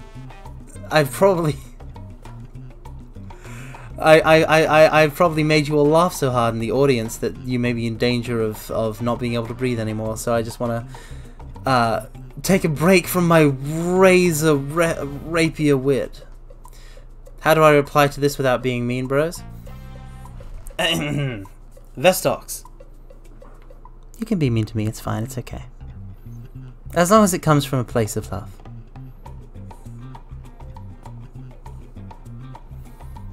You can slam dunk me for making awful puns. That is the purpose of making awful puns, is to get slam dunked. Not yet, maybe next week. That is the most ominous thing that I've ever heard. Why is next week special? Are you getting your license to kill and it's in the mail and this is why you have to wait? Am I gonna get taken out next stream? Like next week's streams? Like I'm a hitman level? Oh man, Agent 47 could not infiltrate hell, let me tell you. There's absolutely no way.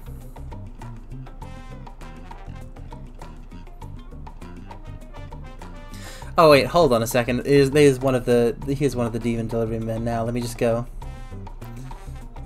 Hey, you're not the usual guy.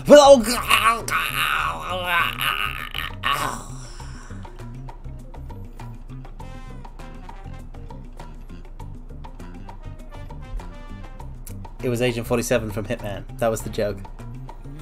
The joke was that Agent 47 from Hitman snuck and he killed me. That was the... Do you see why I should be doing stand-up professionally? Gotta wait until I have a bit of a mean bone in me again. Welcome, Crest Channel. Come on, you can't die on stream. You'll get banned. I can try. I mean, listen. If listen, other people have ban evaded for less. That's all I'm saying. Maybe, possibly. I have no idea. I don't really care. But yeah, I look forward to you having the mean bone in you, Vestonks. Do they have to implant that in? Is it like a surgical procedure? Does it hurt? I imagine it's got to hurt at least a bit to get a bone shoved in you. I've already got all of my bones. They've all come in rather nicely, I think. All of my wisdom bones have, or rather my baby bones, you know, like baby teeth, your baby bones. They all exited when I was a kid, and now I have my adult bones. My bones for life. Can you imagine if bones worked the way teeth do? If you had to like lose your baby bones. Oh boy. That would make childhood a real adventure. I'm sorry, class. It looks like Susie is going to be homesick. She's just lost her baby left leg, and she can't walk until she gets her new one in again. So it's just got to take some time to grow. So she'll be taking like 3 to 6 months away from school. Dumb. Boneless baby, where? Boneless baby, where? Is boneless? Okay. Is boss baby short for boneless baby? And that's the secret of the weird new franchise that happened that I honestly, apart from knowing the name of, don't even like want to discuss. I just saw because there's the BO and NE and the BO and the N.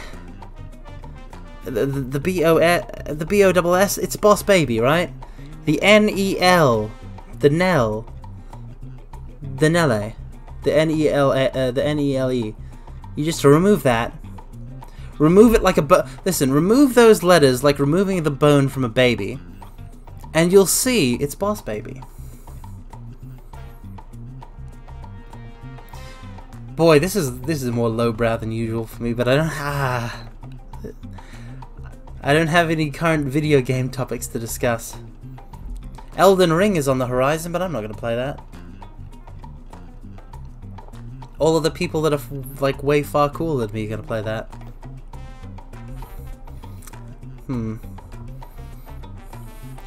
It's tough. It's tough waiting for new releases. How do you feel about deck building video games like Slay the Spire? I've never played Slay the Spire. But if in the course of any video game you are required to build a deck, that game is 10 out of 10 Game of the Year material. Like, you take a look at Kingdom Hearts Rechain of Memories, and you tell me that's not the good stuff right there. I'm a big fan. Do you have any idea how like excited I am for the Fate Extra remake, because they're replacing the rock paper scissors combat with some sort of deck building system, apparently, because people were comparing it to Slay the Spire, which I've never played. My excitement is through the roof. The only trouble is knowing who I'm gonna play. But like, I'm big on the deck building. I'm big on deck building. I like the strategy. I like the combos. I also just like card games. And I aggressively fail to see why anyone could not like card games. So why would you complain if card game mechanics are present in a video game? This is a bit, but also like, surely you all like card games, mortals. Surely you've all played a bit of Yu-Gi-Oh, Cardfight Vanguard, Pokemon TCG, Final Fantasy TCG, a bit of Chaotic or Chaotix or whatever it was called. Maybe a bit of Duel Master. Some Wixos. Bit of Wixos. You like the anime Wixos? You played a bit of the Wixos? Even though the anime Wixos has very little to do with the card game Wixos? Because they mainly abstract the card game and use it as a weak tool for narrative? And the actual gameplay of the card game is immaterial compared to certain episodes of certain other card game anime that go into excruciating detail of each turn, which is the kind of stuff I like.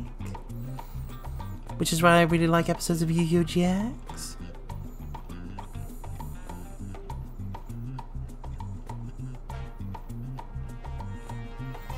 You wouldn't be non-card game players, right, mortals? Right? Surely you would. Surely you've played a card game before. If I invite you to a game of Magic the Gathering Commander right now, surely you'll just grab your deck and join in. We'll play a little bit of EDH. Come on.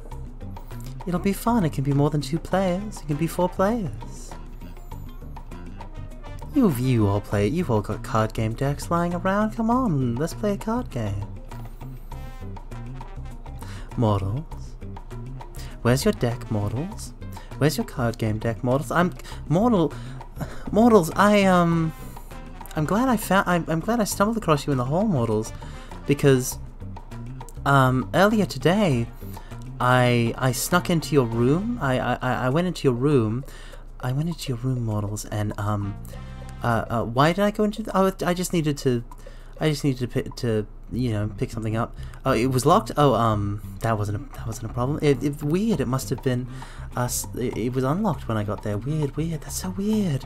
But anyway, I was in there, and I couldn't help but notice that your dice collection and your trading card game collection, they've been stolen apparently, because they're not in your room or on your person right now. How terrible. You didn't mention anything about this. What happened? Are you alright? Were you mugged? Did somebody break in and take them? Oh, you don't have... You don't have... Oh, you don't... Oh... Oh, you don't have dice. Or trading cards. Oh, that stuff's for nerds. Oh, I see. I see. I'm terribly sorry. My mistake. That I don't know what I would silly me. I don't know what I was thinking. I don't know how to end that bit, but the point is that it was what you would actually get from Yandere Carmine, which is me tying you to a chair in order to Clockwork Orange you into playing card games and rolling dice for tabletop role-playing games. Don't like real-life TCGs, sorry, only video games? That's fine, Mario. The physical cards, like the actual card games themselves, like you, as long as you like the concept, it doesn't matter. Like if your issue is with the physical materials, I get it.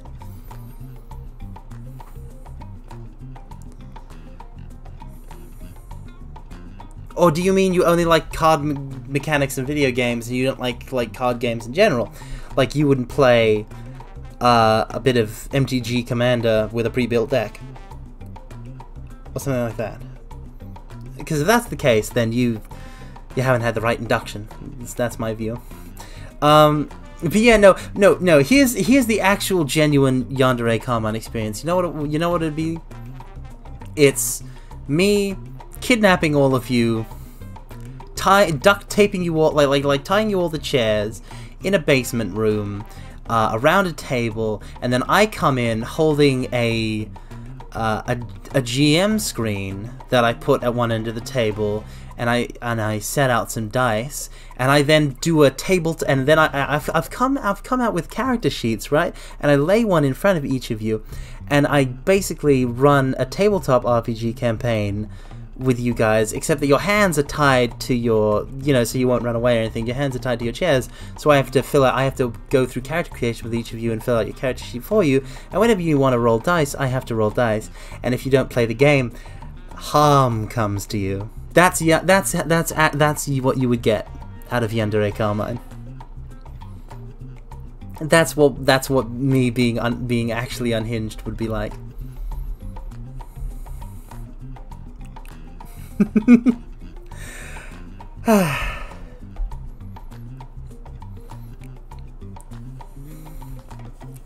But if I ever do any sort of like Yandere ASMR stream or something, don't worry, it's not going to be like that, because I don't know how you would make a script like that work anyway. I played Yu-Gi-Oh! Back in the day when young folks back then played Yu-Gi-Oh! By throwing it up in the air and seeing who wins by seeing whose card is face up. That sounds like they were doing a poor man's Bakugan. That sounds like they were doing a poor man's Bakugan. And also, that's dumb, and they weren't playing Yu-Gi-Oh! And they were dumb kids. And if I had seen... I would have been very upset with them if I had seen them when I was a kid. I would have been very cross. What did I miss? I went full... I did go full Yandere mode. You did miss me going full Yandere mode and then giving a breakdown of exactly what I would do if I was actually unhinged. Which is... forced induction into all of the nerdy things I like. Like, like it's basically what I do. It's basically my streams, except you are tied down into the chair, so you cannot leave. What's that, mortals? You've never played the acclaimed video game series Trails in the Sky? Well, we're gonna go through the entire 3-game trilogy, just right down here in my special secret safe basement with you tied to the chair. Now you just tell me where to do, what to do and where to go, and I'll hold the controller for you, because you can't hold the controller because your arms are tied to the chair, okay? It's that basically.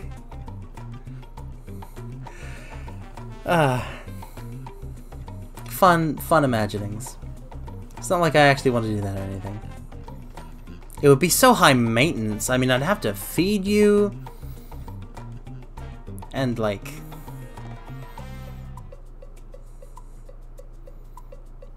the bathroom's got to factor into it. How did, like, the only way Gasai got away with that kind of thing is, like, she did not, like, That was a pretty atrocious living situation. I'd have to be pretty far off the deep end to inflict that upon someone. The only somewhat redeeming about it is that the cards were pretty much Yu-Gi-Oh! Bootlegs, so most originals were safe, at least I like to think about it. I mean... Card games are meant to be played regardless of whether it's bootlegs. It could be cards drawn on printer paper. You're supposed to play with them, not throw them about. It's the principle of the thing that's got me looking disapprovingly at those kids. Because if they want to throw something up in the air and see who wins, like that's okay. Like if they want it to be like dexterity based, like skill based, Bakugan. If they want it to be luck based, they should be gambling by the schoolyard. They should be chilling out with the crew in the schoolyard, finding trouble, never looking too hard. Well, back at class, they never taught us this. Sometimes you gotta won't fit and miss. Tough times, hard climbs, we'll take them all together. Right now, here we go, Yu-Gi-Oh! GX, Generation X. I've watched that opening so many times because I watched it when I watched the entire 3 seasons of English dubbed Yu-Gi-Oh! GX. And dang it, I'm such... My only marketable life skills include that.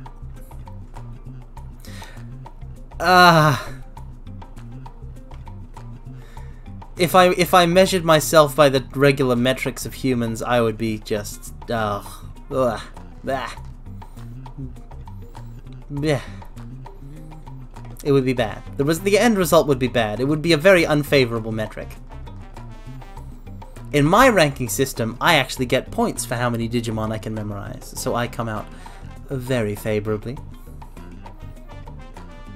Except the recolors, though, because how are you supposed to even remember the names of those, especially when names of Digimon can change from game to anime to game, like Bearmon,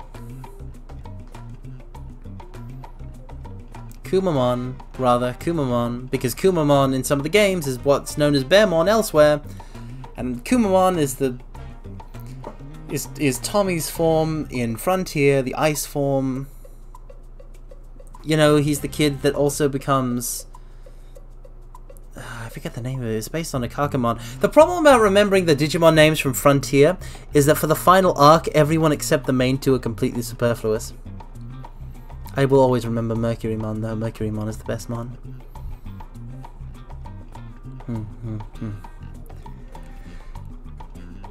Frontier, now that I think about it, is actually wild in hindsight because it moved away from a mon catchy, like a mon befriending model from like it followed up Tamers, which is the best Digimon. That was just like a better, cooler take on Digimon compared to Adventure in 02, and then they followed it up with Tokusatsu Henshin Heroes. Like what? It's crazy. Absolutely nuts. Lunacy.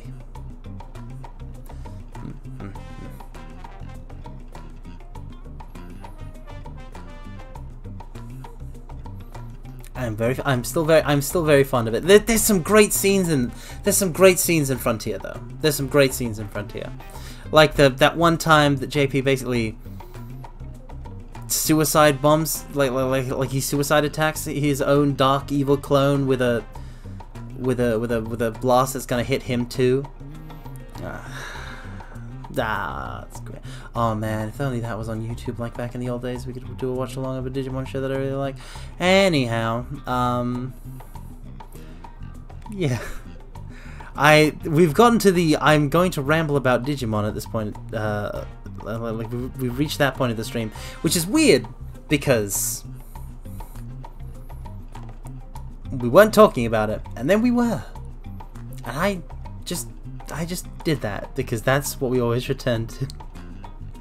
But when it does come to like going back to the original point, when it comes to deck building in video games, when it comes to cards, very excited for the Fate Extra remake. I could ramble on about the Fate Extra stuff a lot. even though it's probably not as good as some other Nasu works. Savers was lovely though.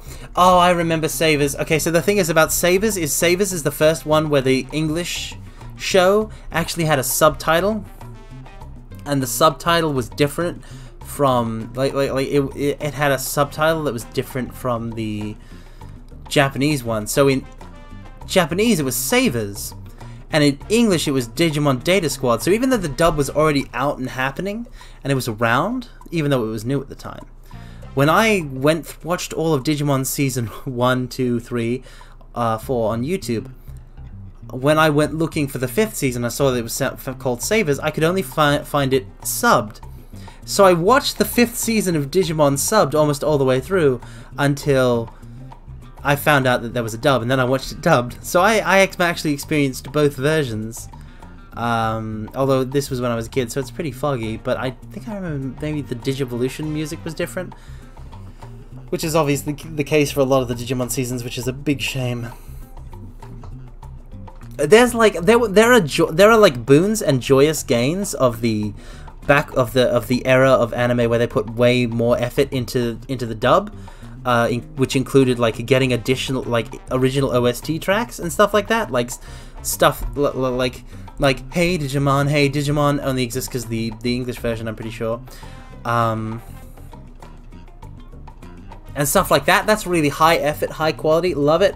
It does mean that the original JP soundtracks get over it, and it's something that would never happen today anyway, but it does provide a different viewing experience. Like, I remember the first time I watched, like dub versus sub is an interesting debate, because like when I was a kid, I grew up watching dubbed anime before I even knew it was anime. Then I would, like, even when I knew anime was anime, I would still watch it dubbed because that was the language I knew. And at one point, because Yu-Gi-Oh! GX hadn't been dubbed in English for the 4th season, I had to watch the 4th season, because I was invested, I had to watch the 4th season in subs. And I still remember when I first saw the Japanese opening of Yu-Gi-Oh! GX of season 4 for the first time, when I had been watching the same opening for 3 seasons, because the English version only had one opening, and it was Precious Time, Glory Days by, I think, Psychic Lover? And it was like, I was like, whoa! What is this? This good magic. This good magic. And then I went to, since then I've gone back and looked at like the original Japanese openings for like seasons of like original Yu-Gi-Oh! And like oh boy, they're pretty good. Obviously 5D, when it comes to openings of English openings of Yu-Gi-Oh! 5Ds has the clear advantage though. Going fast makes me feel alive. My heart beats in hyperdrive. So good, so good, so good, so good, so good, so good. Wait, what? What? What are you wanting me about? What? We got the original JP ones for 5Ds. Now 5Ds has an English dub. Has an English dub opening. I'll play it. I doubt it's gonna get copyrighted. And if it does, oh well.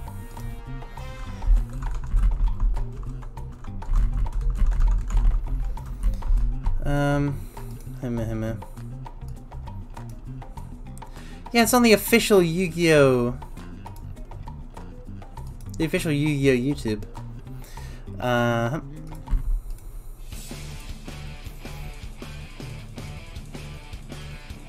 My childhood. When I was very young, GX was airing on TV, but 5Ds was the one that was actually on while I was watching TV as a kid.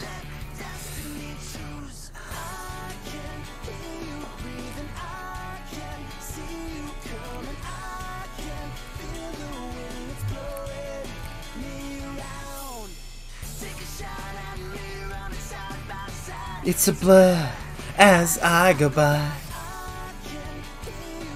It had no right! It had no right to be this good. Like, it had no actual right to be this good. just set sail into our lives. So yeah, it had a banger opening. Real standout.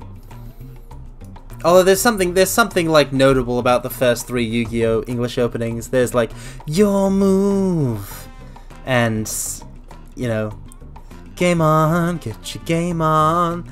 There's like a little line that you can spout for any of them. Now with the original Yu-Gi-Oh! Soundtrack, they went crazy. Like there are original songs for the first season of Yu-Gi-Oh! Like Don't Say If I Were You, or Tell Me What You'd Do, how things would be if you were in my shoes, 'cause you're not me. Please take me as I am. This isn't what I planned. It's just it's like, it's crazy. There's face up, face down, attack and defend.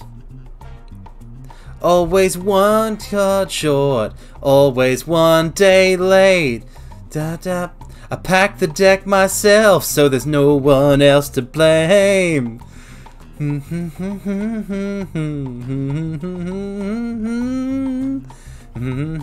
What other songs were there? Let me just Google it real quick.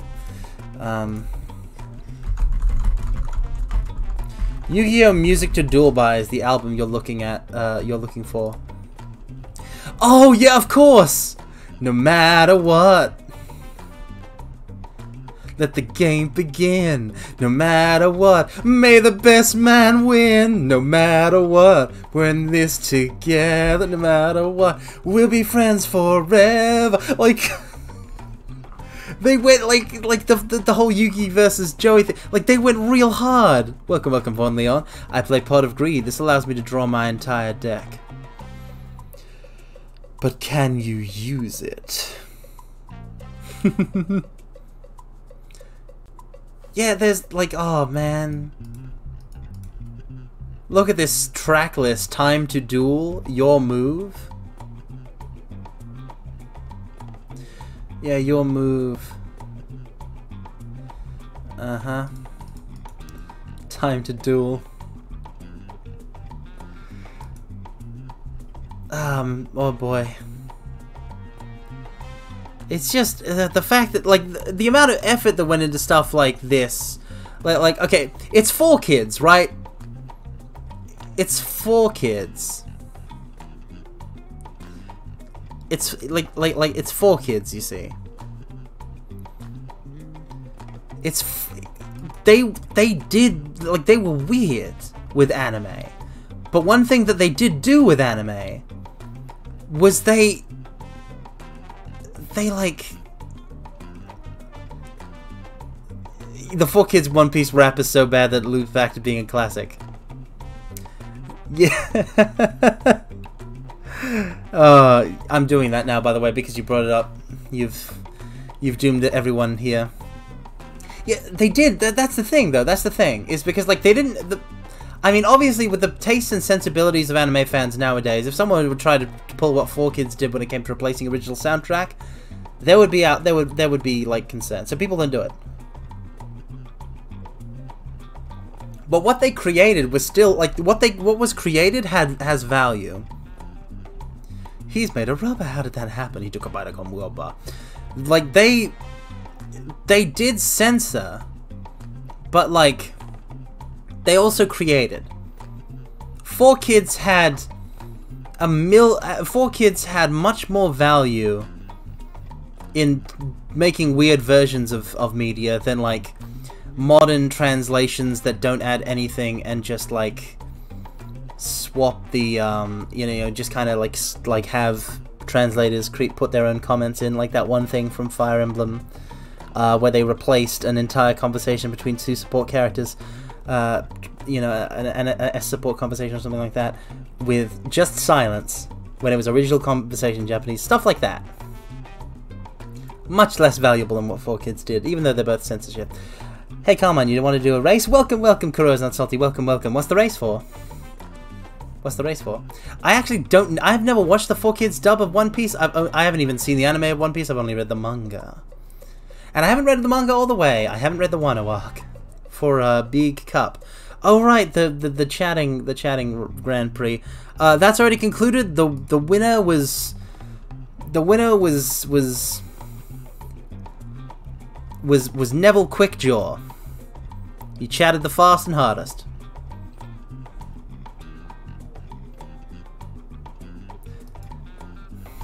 They didn't edit out the smoke for cigarettes, so they licked them really hard. Oh boy. Okay. So now I have to Google the lyrics to the One Piece rap, and I'm going to rap it because I'm your VTuber for today.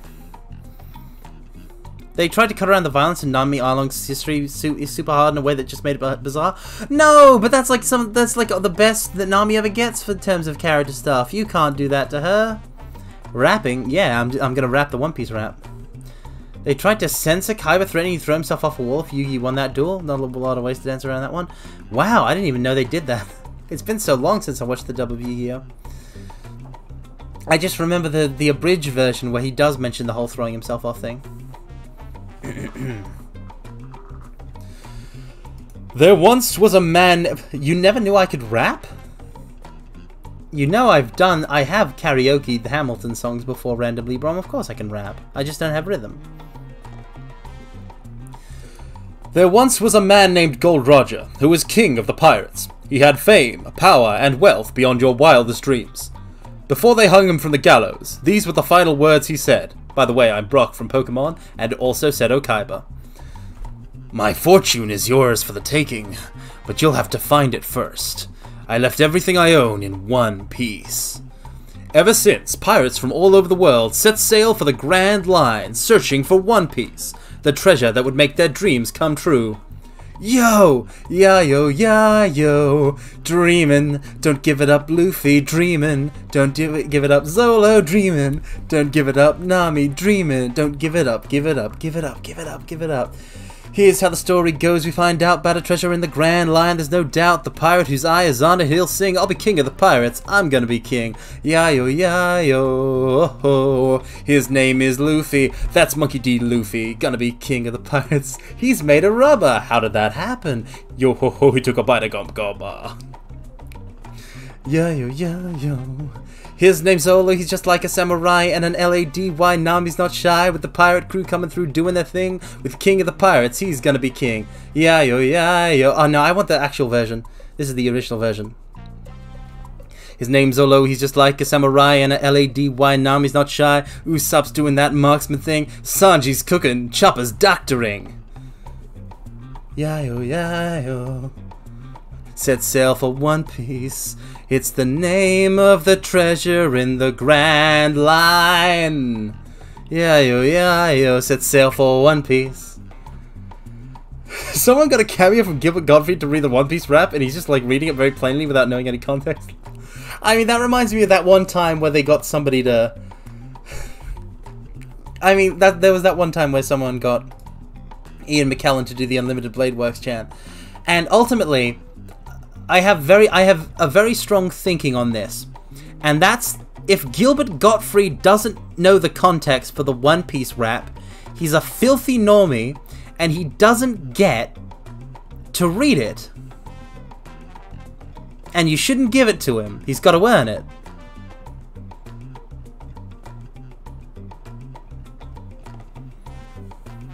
Like, come on.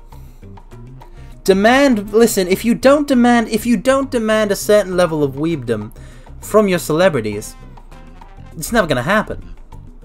And they're gonna keep being disgusting, filthy normies that don't know anything about, you know, the One Piece 4Kids rap, or and they won't even have read Fate Stay Night 2006 Eroge. They won't have done it. They'll be filthy secondaries or not even tertiaries. It's gotta stop.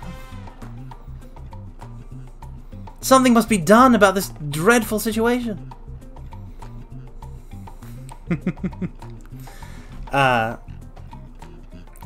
But yeah, I didn't know there were multiple versions. I started reading the first one on the wiki, and it didn't have the lines that I knew. The aristocrats, eh? I'm sorry, I only care about the aristocrats if they have an R removed. I'm talking about the aristocrats. Used to mic spam it on TF2 like with virtual audio cable. You did what? You just went into TF2 going around forcing people to open up their menus and mute you. You were a troll. Oh my god, New and Tasty 6000. I didn't know you were a villain. I didn't know you were capable of such great evil. Oh no. Oh dear, you're reformed, I hope. That's diabolical.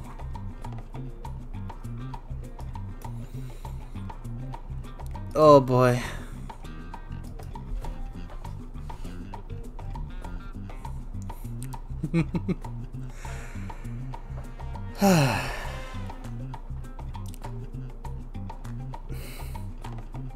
Don't play them at 10 times volume. Don't. I'm just trying to enjoy a surf map or something. I'm just trying to bunny hop my surfing. Just let me play. Just let me play the game. As the great scholars and poets of our age once said, just let me game, Mom. Or something like that. Anyway. Seriously. I can't be in favor of doing something like banning that because it's in good fun. And people can mute them individually. But it does make you a little bit evil, just a tiny bit evil. It does nudge you a bit closer to the dark side. If you're looking to listen, New and Tasty 6000, if you're looking to pick up that real good electricity, force lightning move, if you want to pick up force lightning, force choke, if you want to pick up force choke, that's fine. I can respect it. I can respect the hustle. Just please don't force choke me. And we should be fine. No beef.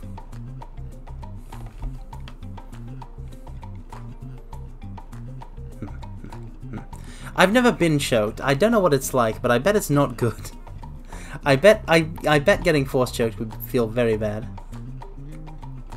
Oh, randomly brought my line reading, yeah. I don't know what this quote is, but I'll read it anyway.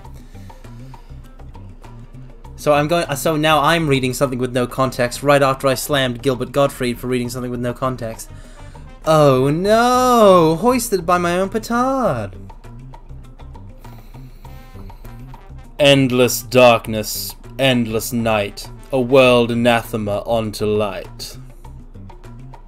How ironic. Yeah, I'm picking up on the irony you've deployed, randomly, Brom, you sneaky thing. Surfing and Source games with based. I wasn't all that great at it, but it was pretty relaxing. Yes, I used to. Okay, so 2013, 2014 Carmine would. Okay, here's 2013 era Carmine. Like here's 2013, 2014 era Carmine.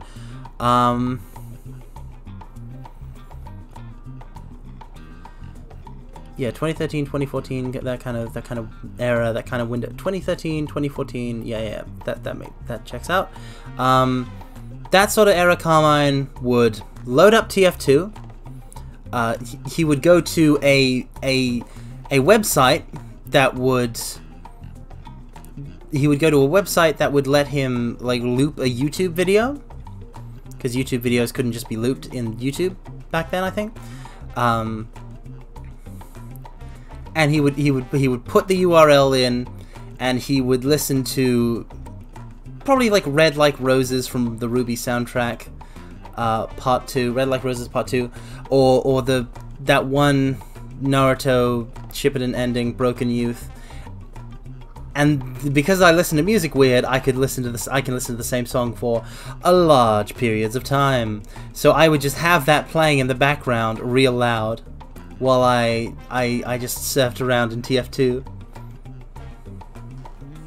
playing Scout for that double jump. Some servers, they didn't like the double jump and you lost all your momentum when you used it, but some of them rolled with it, and I like those servers because then I could go woo. Like, I don't care about it being unfair, I just want the hang time. Red like roses, fills my head with dreams and finds me. I don't know I actually, unironically, even after all this time, I don't know the lyrics off by heart. Maybe it's because it's been time. Couldn't stand it, couldn't take another minute.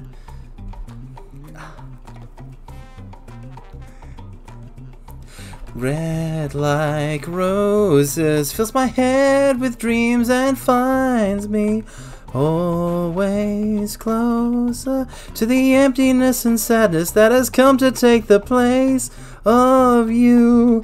I remember that last bit without you telling it, without you writing it, but there's no way I can prove that now. I'll always remember that one particular instance when it played for the first and only time in the show, because that's a really great way to allocate your use of music. People who did the show, thank you for doing it the way it was done. Anyway, yeah.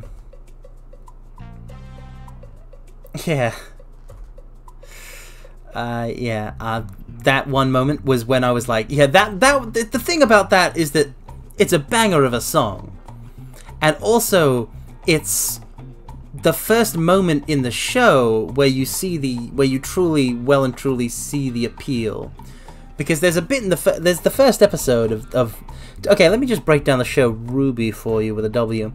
So, ignoring all other factors, the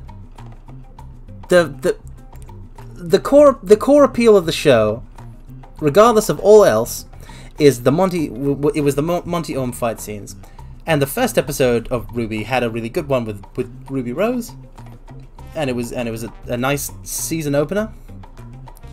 It had a cool moment with some headphones. You had to be there, but basically, for the next couple of episodes, which were really short, by the way, like a couple minutes, for the next couple episodes, and because they were in parts, they were in part 1 and part 2, for the next couple minutes, for the next couple episodes rather, like week to week, it kept being like, if there was very little in the way of actual combat content, they were introducing characters and doing stuff like that, and then they all got thrown into the forest like it's the Hunger Games. Only you partner up with the first person that you make eye contact with. That's kind of a weird rule. Anyway, and then there's a little bit of fighting, but like nothing that really like stands out the way the trailers had stood out, or like the first like the trailers stood out, or the first episode stood out. And all of these fights in the trailers and the first episodes, they were either one person, like one main character fights, or like two characters working together fights in the case of the Black trailer. And then in an episode called Players and Pieces, which was not, I think it may have been Players and Pieces Part 2, I don't know, but the point is that in that episode, first of all, it had a decent length. It had a decent length of runtime, and secondly, that episode was mostly taken up by an 8-man fight against 2 boss monsters that actually illustrated that actually hinted at a sort of like it had the dressings of a character. It had the dressings of incorporating character progression and growth, and character moments and development and relationships into the fight scenes as well, in the way that it was set up. Like the Scorpion is defeated by like teamwork between the B team, and then the other one is defeated by the teamwork of the A team, and teamwork was the whole point of the whole thing that they were doing. But the point is that it's a really cool scene, and it was when I was like, ah, yes, good. And then the show never gets better. The show never gets better than that. You never get better than that. It's a shame. It's a shame. It hits that point again, but it doesn't surpass it. And Definitely hasn't in many years. I don't want to make myself sad, but basically, that was the want. That was the want of 2013, 2014 Carmine. If I wasn't playing on TF2 surf maps, I was you know, I did a bunch of things in that whole era of my life. I read Katawa Shoujo. I played TF2 surf maps. I got into forum roleplay. A lot of stuff happened. I had a lot of free time. Definitely not because I slacked off in school or anything like that. Katawa Shoujo, eh? Yes, it was my first. Yes, Katawa Shoujo. It was my first. It was my first visual novel, and it broke me in a way that I wasn't prepared for.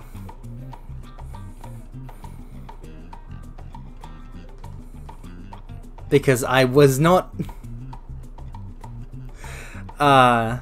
It's embarrassing, but I was unprepared for the concept of falling in love with a 2D character for a time, you know?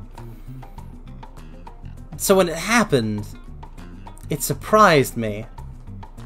Ren, best girl, you're entitled to your opinion, is all I'll say on the matter.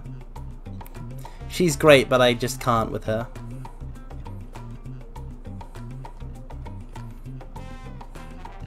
You know, in a way that, you know, makes me disappointed in myself. But anyway, good stuff. Good stuff. That is my, like, that whole era of time is my, is what I think of as my golden years of the internet, even though a lot of people were already like, no, it was better before.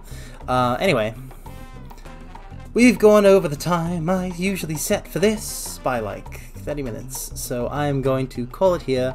We're going to find someone to raid. Who is online? Who is on the line?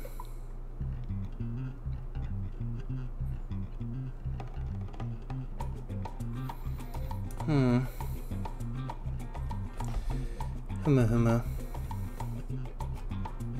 What are you panicking about, Russian bro? Wait, Russian bro?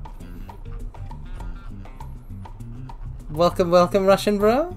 Oh no, I'm ending the stream. Don't make me feel guilty. Don't make me feel guilty. Don't make me feel guilty, guys. Yeah. No! Wait, hold on, where are you all coming from? Welcome to the Scholar, welcome nobody. You can't do this to me. I have a set amount of time for these things. It's like the one day of the, it's the one day of the week where you can't make me feel guilty. I won't allow it. It's against the rules.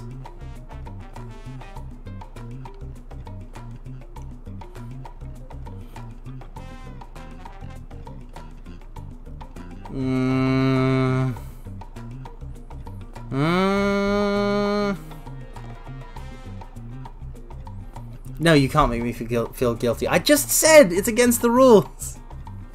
It's against the rules. Okay, I'll cry as much as I want because even if I do, it's not guilt tripping. Wait, no! Oh. No. You do. Like. Doing tasty success, you're lying. Like, you guys joke, but I am weak to this. I'm actually weak to this. I'm weak to this. But I have to have, like, this is why I don't have pets, right? Because if they want a thing, I want to give it to them, right? So, like, if you guys beg, like, if you guys are begging like a pet dog or something, like a cute puppy, then obviously I've got to play with you. To continue the metaphor. So, like, I don't have the discipline. But I have to, though. Will you accept a pat? Good mortals. Pat. Hold on. Let me just, hold on one second.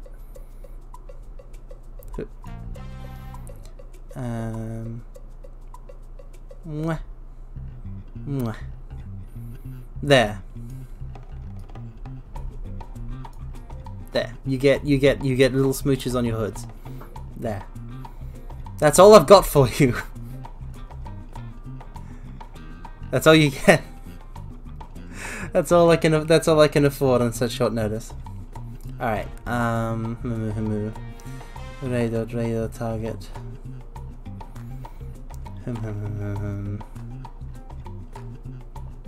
Ah, you're all speaking in emotes now. You know I can't read those. Especially at that speed. I'm not a native emote speaker. I'm not fluent. Ah, alright, so let's radar.